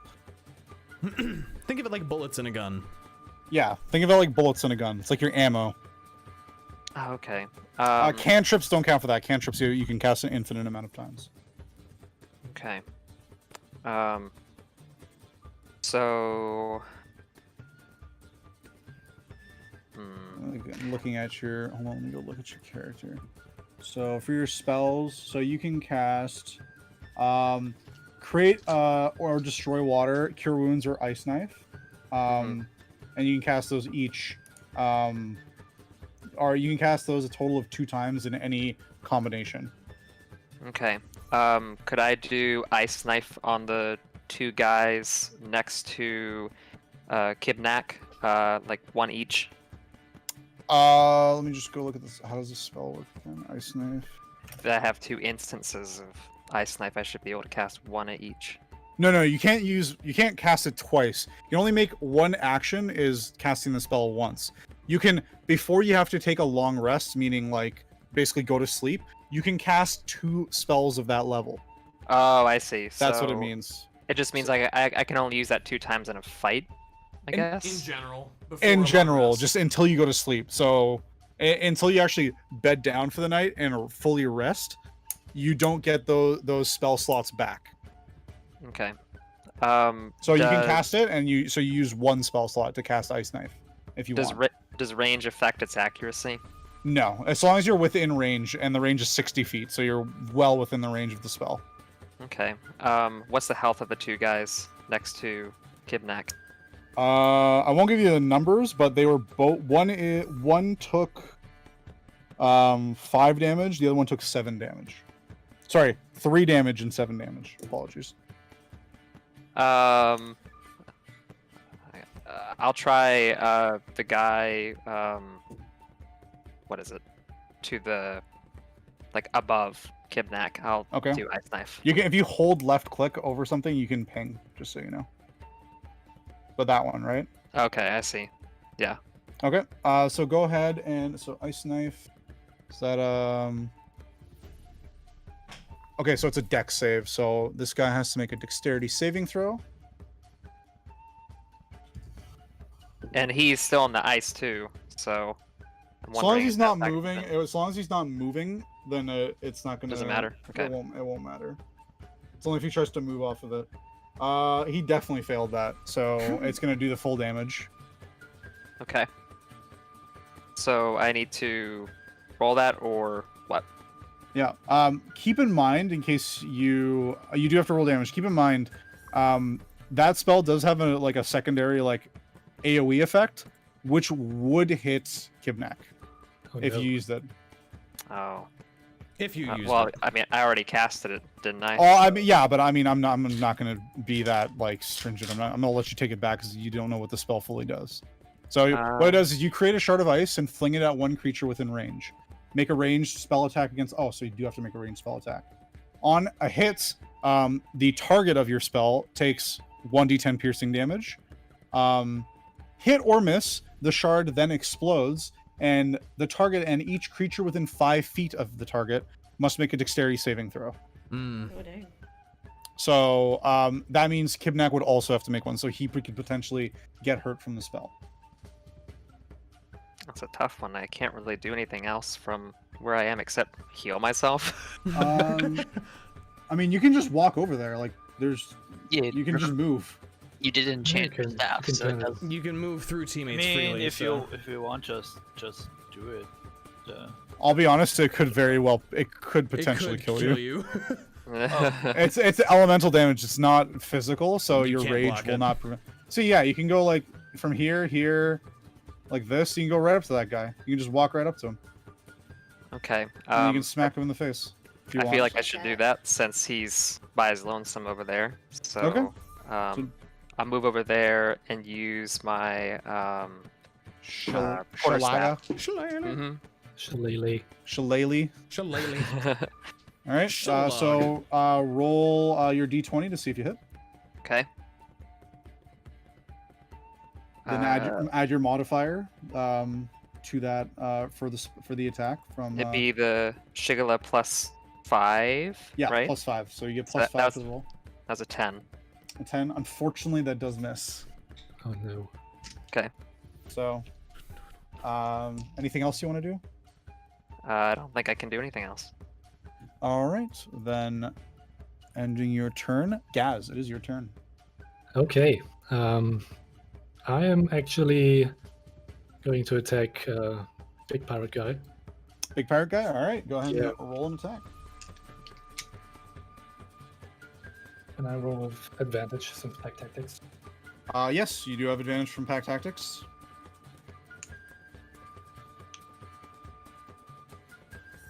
So in case anyone's unaware, advantage just means you roll 2d20 instead of 1d20, and you take the higher of the two results. Conversely, disadvantage, you roll 2d20 and take the lower of the two results. So this is the 16 to hit. 16 to hit, that hits. Cool. So I'm gonna roll damage, and I'm gonna also get sneak attack, probably, right? Because I have advantage. I think, yeah, you do, right? I'm pretty sure. When I have advantage, I can once per turn do a 1d6 sneak attack. Yeah, then yes, that is correct. You can do 1d6 sneak attack damage, because you do have advantage. Rogues. So there. Dude, rogue kobolds Rogue are kobolds are legit. dangerous. They're very dangerous. They're dangerous. So Especially that's when a, they have a tail that's dagger. a 15 in total. 15 damage in total. Yeah. All right. You know, so far, Captain not taking any hits. All of a sudden, a little kobold comes out of the way and just slices one right across his thigh. So yeah, I'm also gonna bonus attack him as well. All right. So offhand Wow. attack. Go ahead. Rogues, So dude. that's also with advantage, I guess. Yes. Also with advantage still. Okay. I don't think is pack tactics only one attack per turn, or is it just No. in general? It It's doesn't say. anytime. Whenever Anytime. you Yeah. attack. So then you're good. You're good. So that's a 19. 90. That also hits. Okay, and that's oops, that was the wrong weapon. That's a 1. 1. Yep, Yep. That unfortunately, or the 1 damage, right? You said. it's 1 damage. Yeah. Okay. So also Okay. prick him a little. Are you done? Yeah, I'm done. All right. It is the remaining thug's turn. This one, seeing this tiefling run up on him and try to take a swing at him, is going to just drop his crossbow and pull out his scimitar and going to try and strike at you. That's definitely probably going to be a miss. That's a 8. Nor? Drain? Yes. Do I need to roll? No, use I'm asking AC. you is an 8 is an 8 hit. I'm Well, I assuming mean, not. I have 15 armor, so. Well, yeah, Yeah. that's why I'm asking. I don't remember Yeah. everyone's armor, so I'm always going to ask. Okay. Especially because I don't know when your armor class is going to change based on when Yeah. you level up or something, so I'll always tell you what the roll is. You got to tell me if it hits or not. Okay. All right. The other one beside Kibnaak is going to attack him. That's going to be a 13 to hit. That hits, yeah. That hits. Okay. So, 1. Actually, so yeah, if my AC is 14, that hits, right? Yeah. Well, the attack was a 13. It has to meet or beat your AC. So So if it's below that either number- meet your AC or beat it. If it's below that So number, yours is it misses. 14, so it's below, so it misses. Oh, okay. Yeah, okay. So you do not get hit. All right. And now this one is going to go again for Gasz. No. Whoops, that's 4 Leave the dice to kobold count. alone. Does a 13 hit? It doesn't. Oh, Oh, close. lucky me. I All wanna die. right. First battle. Rue, it's your turn. Okay. Well, there was a bandit behind me who just got cut in half. Yep. There's a lot of blood everywhere. There is a lot of blood everywhere. A couple of them are, just totally like this table here is just a mess over here. This one, Apparently it known is just a for- mess. It's covered in apparently bodies. Right. known for making a mess. So, Rue is trying really hard to keep it together right now, but she's kind of freaking out with all the blood everywhere. And so, you see her kind of just, I think I want to, what do I want to do with her?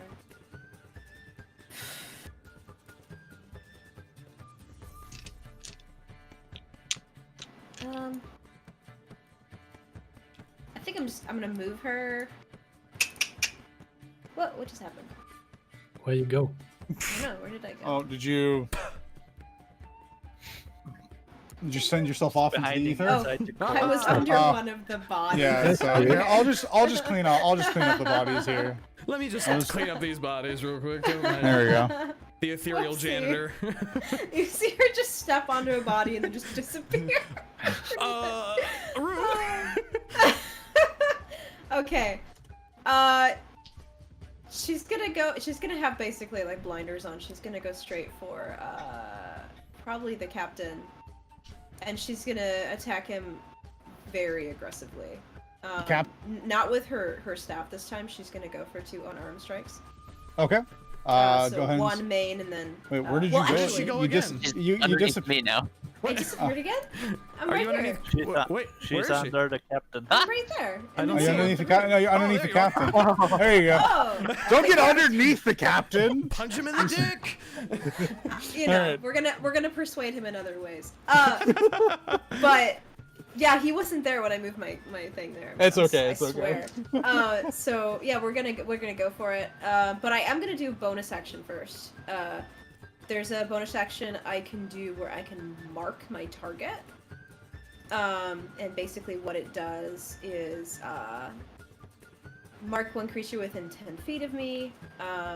My proficiency bonus is doubled for any ability check I make against the marked Okay, creature. that attack roll does count as an ability check, so. Great. And I always know the location if it's within 60 feet of me. But regardless. Cool. So we're gonna go for an unarmed strike, which will be... What ability is this? What's it called? I'll tell you later. I'll show you in the chat. Hold on. Okay. I should be able to find it. I'm just looking for it. I'll send it to you. Here, it's the 3rd one down on this list. Oh, was it a feat that you took? Here, look.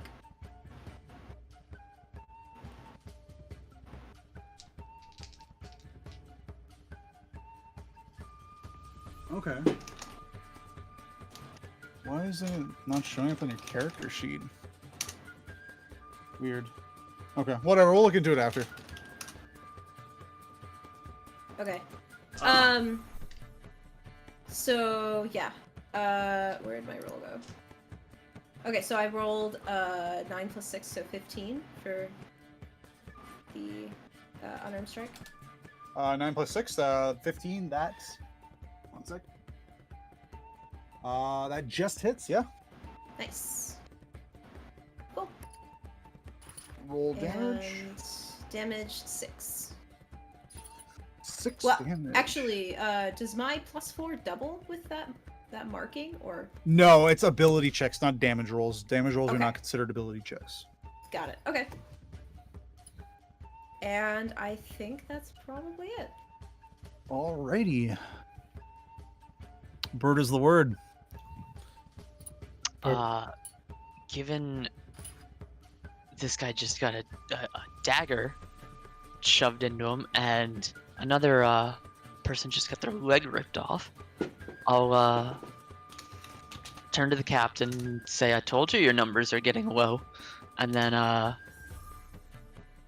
give Gasz a quick tap on the back and say, "Remind me not to anger you two," and use Lay on Hands for 3 HP.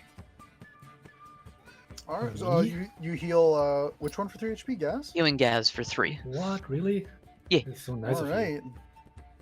You get 3 HP back. Oh, wow. Thank you. And I that'll don't be even it. know what's That's- happening. I just suddenly feel really good. That's my turn. Alright. Captain's turn. Captain Guy.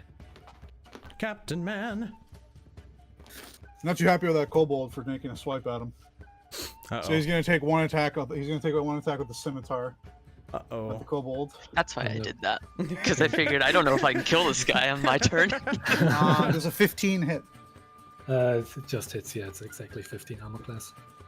Well, he rolled minimum damage.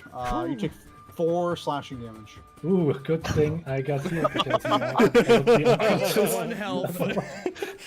I was at 3 health, I believe. Oh, Or was well. it 4 health? His dagger you- comes out, and gonna go take a swipe, a second swipe at you. No. No. 14 to hit. Doesn't hit. Oh god. You are very lucky. Oh, I'm a lucky man. kobold. Lucky kobold. The lucky All right. kobold. They should makes up rename for the the- tavern To the lucky kobold. Hell yeah. Should be the lucky kobold. All right. Mr. Omen Seeker. Yeah, so seeing that all of this is happening, those two have those two handled, I'm going to look at the captain and go, I'm really tired of this shit right now, and I'm going to cast Magic Missile on him. All right. It's Magic integrated. Missile is He an says attack, that? right? What's that? Magic just Missile hits. is an Saying attack. that. It just Oh, hits. that's right. It just hits. That's It's right. I just forgot. Magic Missile. And at level 1 it's 3 darts, I believe? Yes. Ooh, wow. I think so. They deal 1d4 plus 1. That's 3 damage. Total? Yeah, 3. Yeah, 1d4 plus 1, force damage. Each dart. 3 damage? Yep, a dart. Is it a deals- 1 for each dart? Yeah, it's. So do you want me to roll damage for each dart differently, or just Yes. one roll and Each dart is rolled separately. So 3, 2. What is that? 3. So 3, 2, 4. So 9 damage Total or additional? total. Total. Got it. It's cool. So over in the corner, he just kind of touches his crystals and points his hand out, and 3 bright green sort of arrows. The crowd just kind of cheers as they see these like magical projectiles fly through and kind of arc around Rue and just like jab into the captain like 3 times really fast, like. Stay away from my friends. I imagine And the that's my whooshing turn. just like makes her clothes just like whoosh. Yep. I try and weave them around her so that it makes her look cooler too. The force of it. And just- anything else? No, that's my Flowing turn. Through my non-existent. All right, guys, your turn. You're non-existent here. Oh, it's Kib. Or sorry, Kibnaak. Oh, yeah. One kobold looks exactly like the other. I know. All kobolds look the same. They do. They do though. They both Wow. look in the same direction. I can't tell. Baby Yeah, man one so and baby I man two. would. So now that that Nor is You do get an yeah, advantage because of pack tactics, yes. Yeah. Okay. Yeah, I'm going for this one first. That one you don't, because that one's not engaged with your ally. You would only get it on the this one up here. Okay. No, it's just Okay. like with an allies and with. Is it only if an ally's in the range, Yeah, not I within the think range so. of the? He doesn't even Yeah. have to engage anybody. Oh, okay. Then yeah, you get an advantage on Yeah, that one then too. I'm going for this one first. All right, then roll with advantage.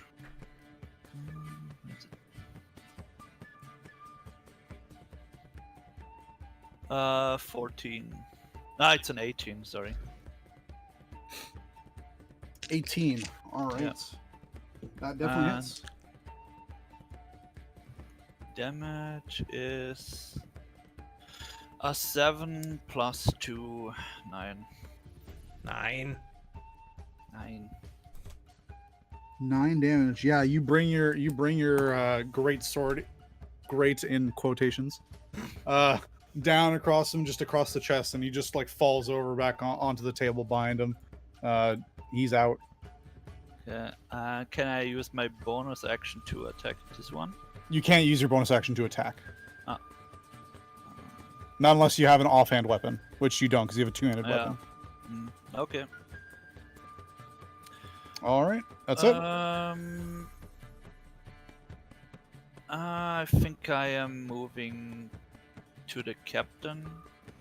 Okay, you would incur an attack of opportunity from this one, just so you're aware. Yeah, that's fine. Okay. He's gonna take an attack of opportunity on you. Question: Yeah. if he would technically move like from here to here, like these squares, wouldn't he leave? No, that's technically that not he leave wouldn't it. be leaving. He wouldn't be leaving the range, so that'd be fine if you want to move here. Oh, okay. Yeah, then. Just wondering. You're very lucky because that was a natural 20. Oh shit! You just I saved you. you. Just saved you. I'm Yeah, sorry. we kobolds looking out for each other. All right. Anything There's else? bromance going on over here. Oh shit! Kobolds stick together. Kobold bros for life. All right. Nor, it is your turn. I think I'll try to go for the quarterstaff, strike again on the guy in front of me. this, the additional benefit of the shillelagh. Shalaga. The shalalah. Well, I would assume so. Okay. Well, I just want to make sure you got to specify. So yes. What is your weapon? Well, I mean, it's just active, so I mean, I can't like choose. I guess that's true. Yeah, it is active. So yeah. Yeah. He has a quarterstaff, but he seems to have cast some sort of spell on it that gives it some additional effects.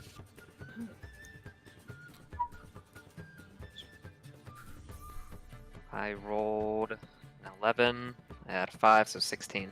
That hits. Roll damage. With the D8. Yes, it'd be the 1d8, and I think you get a +3 bonus when you're using the Yeah. chalet. Whatever. Shillelagh. I have no idea how that Shillelagh. It's shillelagh. It's shillelagh. Shillelagh. That is a 9. 9 damage. 9. You crack the quarterstaff. You crack the quarterstaff across the bandit, and there's just a sudden additional like a force, like a loud pop, as he just gets like shoved like 5 feet over and just crumples to the floor. All right. I can't move after my attack, can I? Nope, you Or- can. You can move whenever you want. You have 30 feet of movement. You can use at any point in your turn. In any like you can move 5 feet, then attack, then move 10 feet, then do like a bonus action, then move another 10 feet if you want to.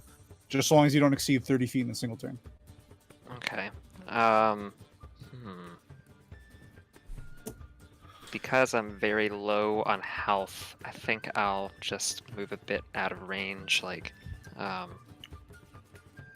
here. Okay. And I guess that's it. All right. Come hang out in the corner. Gaz, your Oh turn. yeah. Finish him. So how hurt does the captain actually look? He looks bloodied. Bloodied meaning he's round half. Okay. In that case, I. Oh damn! I actually wish I could just disengage because I will just die next turn. You can take the disengage action. Yeah.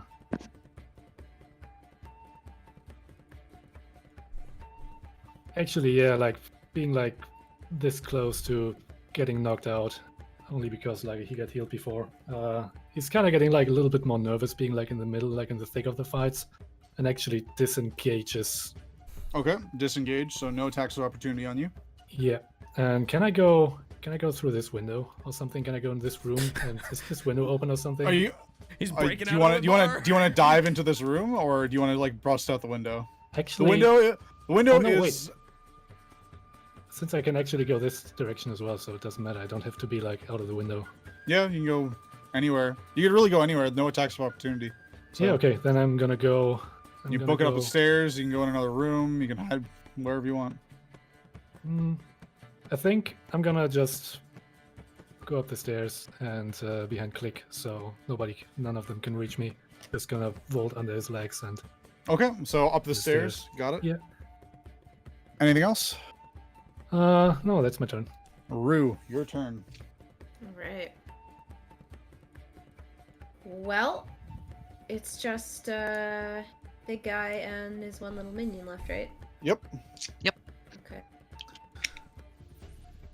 I'm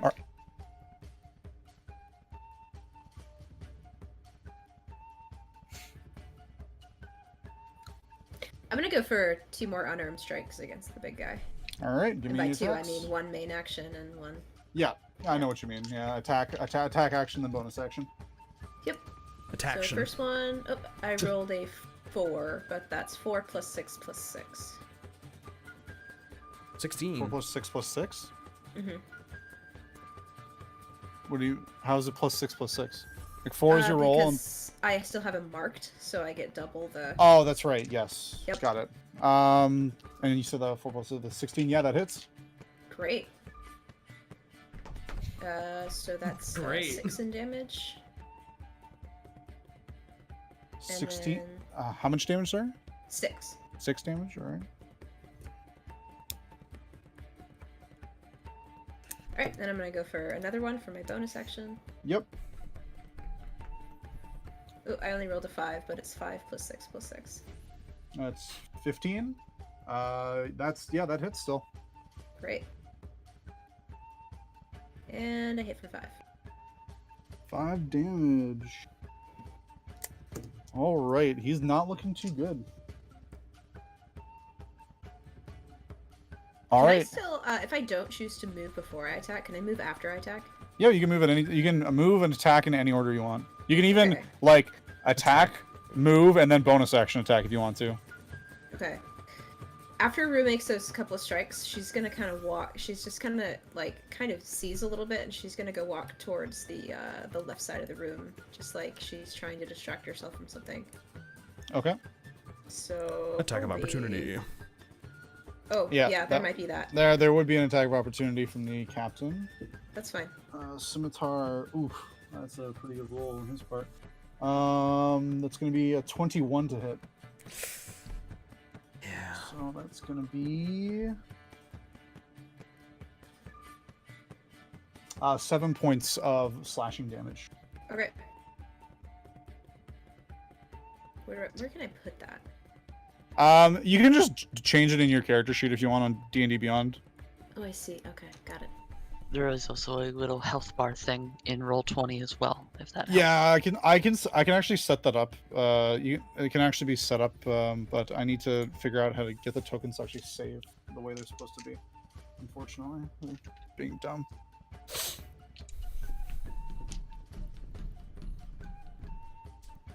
All right, anything else? That's it. All right. They're actually not there, but it is the regular thug's turn. There's one left. So he's just going to attack. He is going to go after the big bird with a natural 20. Oh no! Oh, Don't drop on me. Thud. Don't squish me. You take 12 points of slashing damage, reduced Oh, by shit. 3 to 9. Oh. Tell me you're still standing. nope. That was exactly enough to bring him down. No! So you Sorry. see the thug just bring down a scimitar, and it manages to cut through some of the manages to cut around some of the vulnerable points in his plate armor, and you just see him kind of like fall to the floor. Not dead, he is unconscious. He Bleeding out. manages to sputter out a "your friend hits better than you" before he falls over. Snarky. All right. Now it is the captain's turn, and I'm not a douche. I'm not going to attack you. Wait, I didn't even wait. Hold on. Where was I in that order there? Like, Didn't you go already? I'm pretty He sure you hasn't went gone already. This cycle yet. I haven't He gone goes after yet. Rue, and he hasn't gone yet. Oh, weird. It skipped you for some reason. Okay, I must have skipped you. So, yeah. So you would go next. Take it back. Actually, no. Sorry. Rewind time. They were 19. What's your dexterity modifier? 0. 0. So yes, they would have gone first. So, Okay, so I am knocked out then. yes. So go ahead and roll a death saving throw, but keep it to yourself. Do I already have one because of Nope. being knocked to the? Okay. No, you don't get one for being knocked to the ground. Okay. All right, captain's turn. He's going to turn to the kobold directly behind him and attack Kibnaak with a scimitar for is a 16 hit. Yeah. All right. no. People start falling take- like flies. 5 points of slashing damage, cut in half to 2, because you are raging. And then the dagger is going to come out as well. I don't think a 12 hits, does it? No. All right, dagger misses. Omen So Seeker, it's, well, how much damage? 2. 2 damage. Okay, Just so 2. it's 13 now. Seeing the bird fall, going to get a little worried, and I'm going to try and cast Ray of Frost on the captain.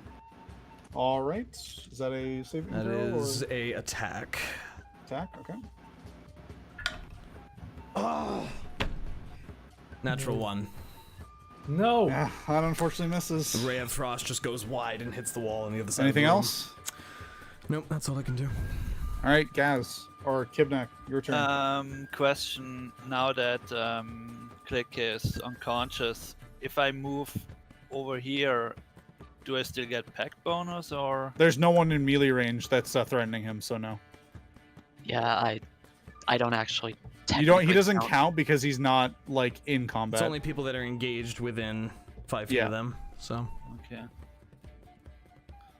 Oh, congratulations. Just so I remember that. Yeah, I'm I'm going for the captain. Try Alright. to cut Give him me give me some swings. down. I'm very happy I nerfed this guy on the last second. Yeah. Dude, everybody that I Does a 13 hit? 13 does not hit, unfortunately. Oh, this fucker's tough.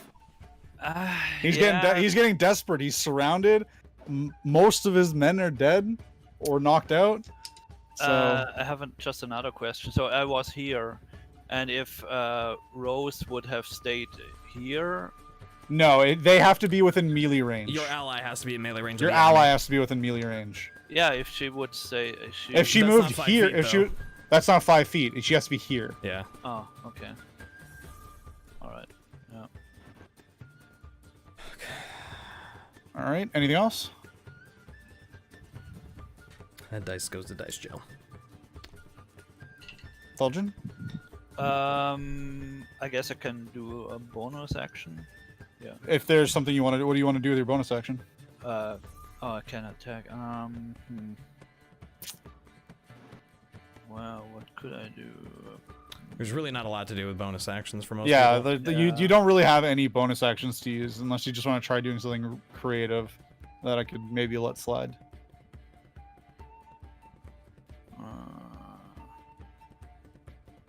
In that case, no, I'm done. Okay. Nor, your turn.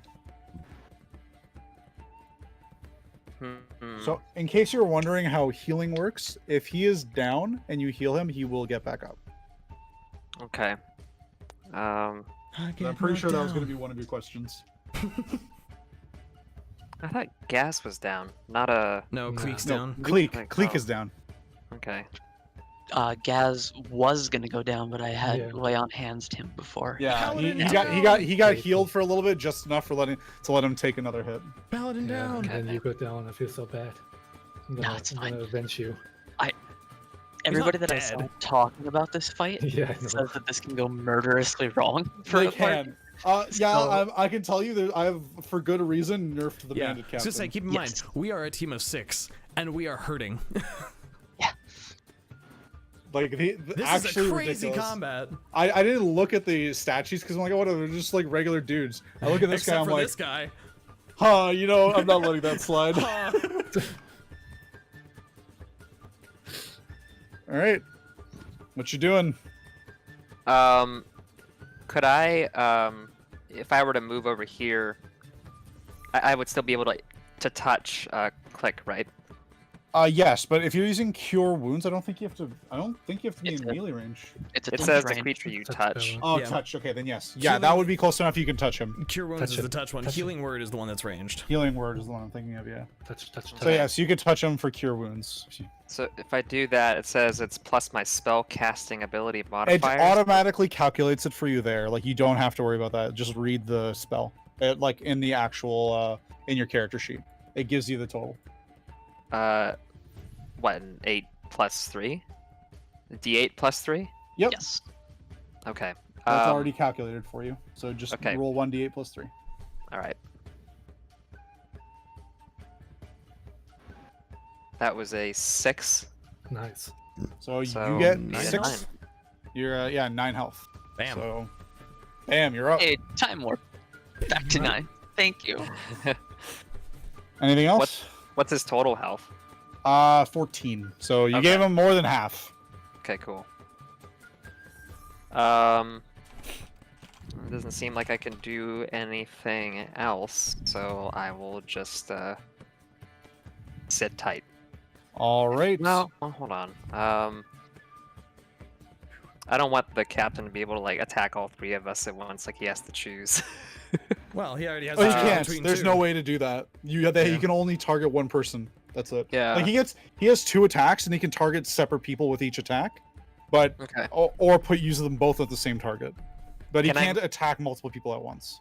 Can I move again or no? Yeah, you can move as much as you want, as long as you don't move more than 30 feet. Okay. So if I were to move here and I wanted to do like a ranged attack later, would that work here, or is Yeah. it just not in line? Okay. No, you can if it's a line, like so long as you can you have vision of the target, you can attack them. Okay.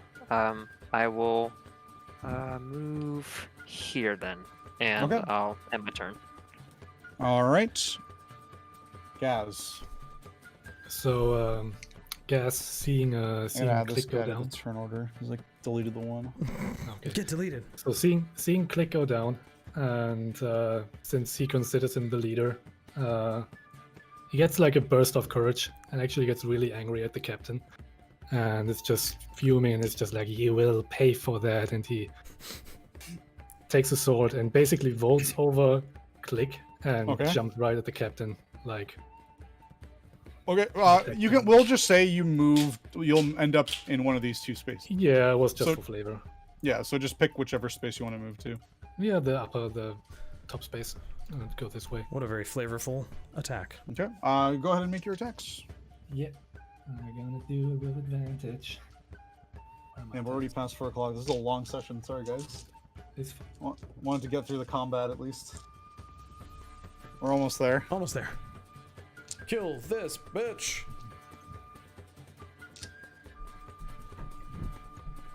It's 15 to hit. That hits. Cool. So it's sneak attack damage. Yeah, that would be sneak attack. You have advantage. So So that's this. Oh well. That's 11 points of damage. 11 points of damage. Take another swipe. You go. This time you're hitting the other thigh. Swiping across it. It's in the bone. All right. Anything else? I'm gonna also attack him with my dagger. With All my right. tail dagger. Tail dagger. So that's 20 to hit. 20. That hits. And that's a 4. 4 damage. He is looking really bad. Oh no. Still standing. Rue, is your turn. Okay. Let's see. So Captain's looking bad, and then this other guy. Other guy is actually also very rough. He is not looking great. Okay. Okay. Bruce kind of gained a little bit of composure, so she's gonna kind of come right up to. Am I gonna get an attack of opportunity if I get close to you? No. You only get attacks of opportunity if you're leaving their attack range. If you're entering it, they do not get attacks of opportunity. Cool. Okay.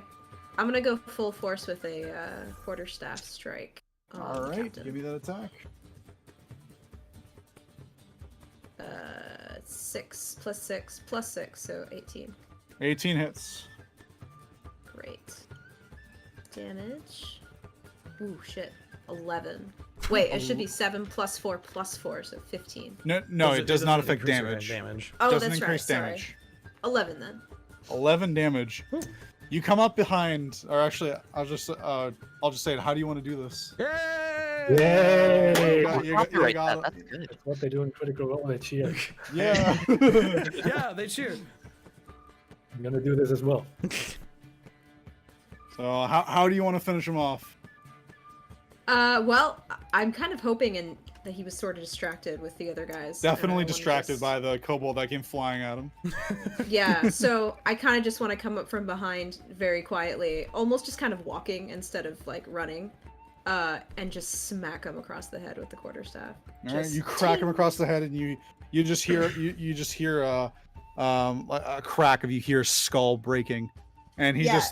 just kind of like stands there stunned for a moment, and then just falls to a knee, and then just crumples to the floor. Can I, I'm thinking about doing a bonus action to attack the other guy. You can, However, yeah, you totally I almost can. kind of just want to give him a death stare and go for intimidation or something.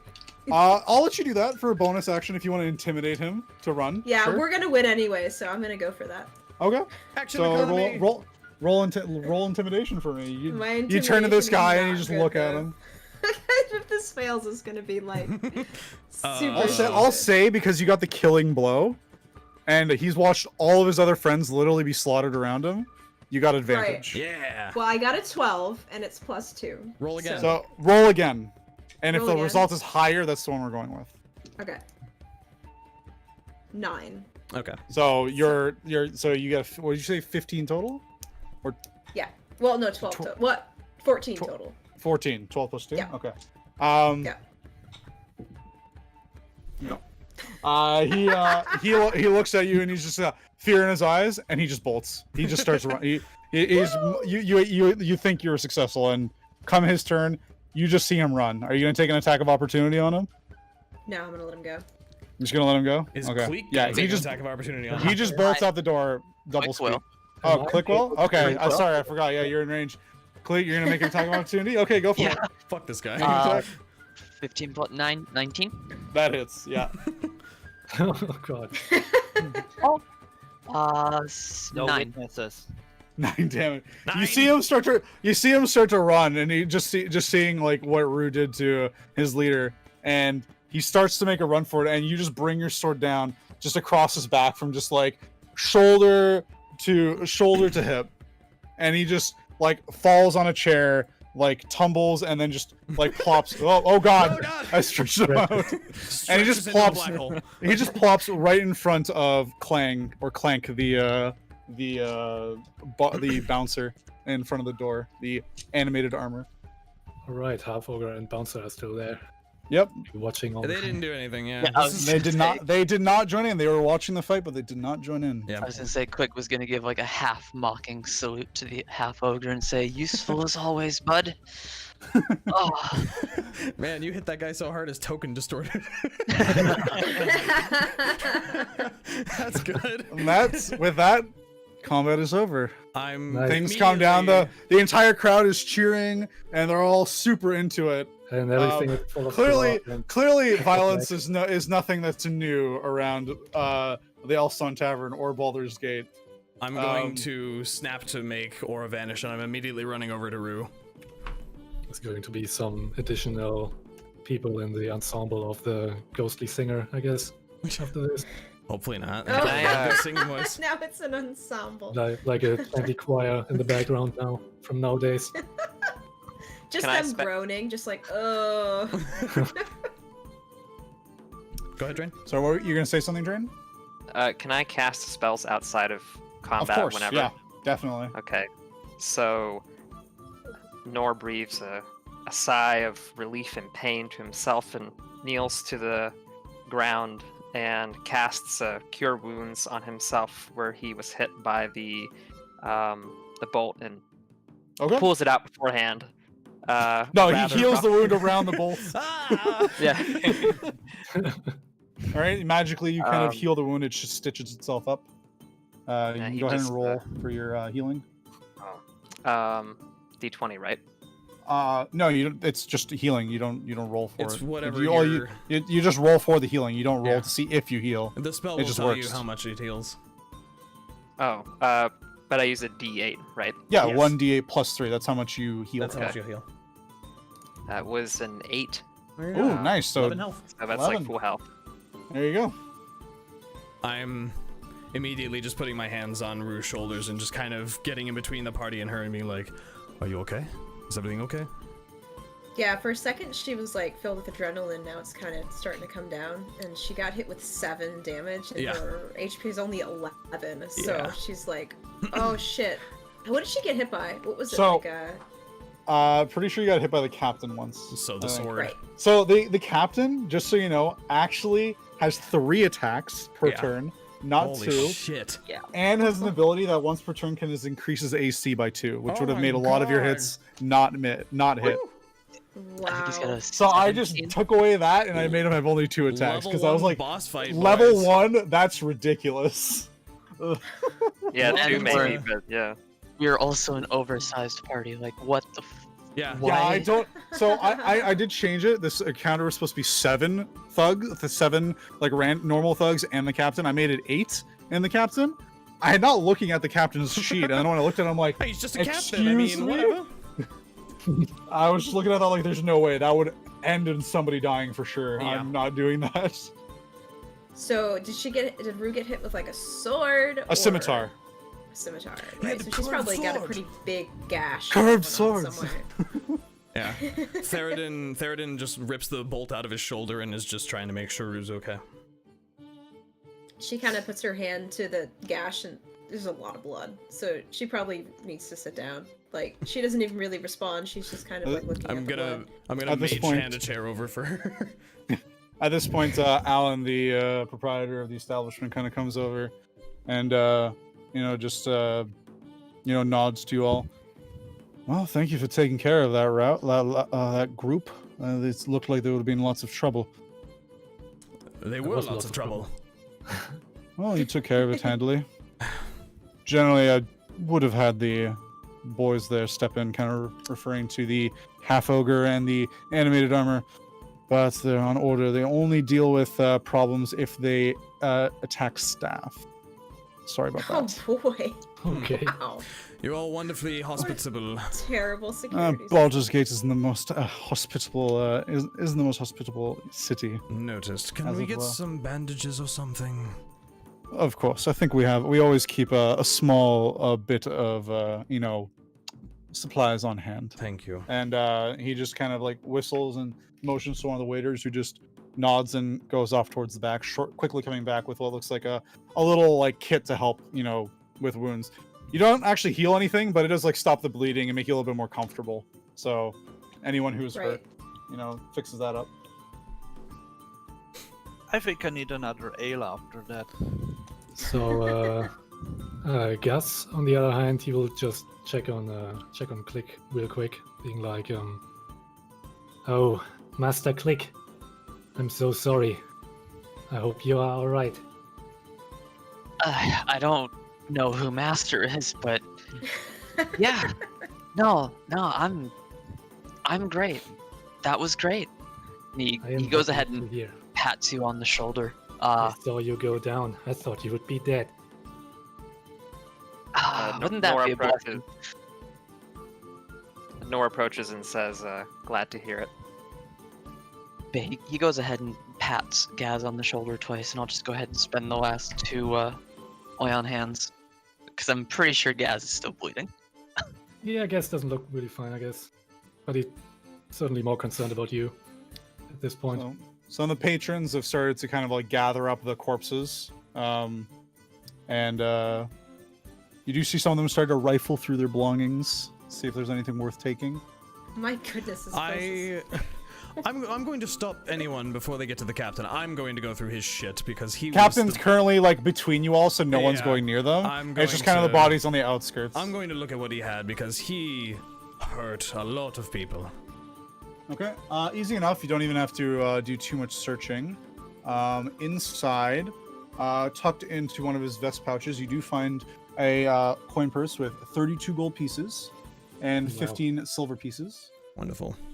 There's a lot of money. You do also see that he wears 2 gold necklaces,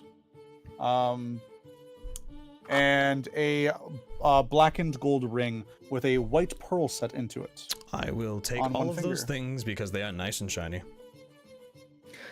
You're just gonna take them the rest of the I party would, doesn't give a shit. I would raise an eyebrow as you take all the shinies for yourself. Gasz doesn't really care. Like he's not used to being like a part of the picking order anyway. Then- So A little bit greedy, aren't we? You're not the only ones who like shiny things around here. Just making sure none of these other rabble-rousers get to them before we do. The other patrons, kind of after combing through the other bodies, kind of just start hauling them, hauling them outside and just dumping them in the street. Jeez. All right. Brew kind of looks at Theraden in the spot where he got hit with the bow. How bad did he get hit? Does he look like... Oh, I'm half health. I'm not great, but I'm not acting like it. So at this point, Trying to you tough it. do hear someone call down like, "Well, it looks like you took care of them all." And you all look up to the voice, and is Trina at the top of the stairs. All right. Well, I might have some information for you. And with that, we're going to end the session there. Because Hooray! it's already been over 4 hours, 4.5 hours. Cool. That was a lot of fun. So I hope you guys have enjoyed session 1 and the Yeah, it final was start. fun. I did post already. We do have another date. We are going to play same time next Saturday. That's the best. So same time, 12 p.m. Eastern, 6 p.m. whatever European time you're on, and then 11 a.m. Central. Did you get that, Owl?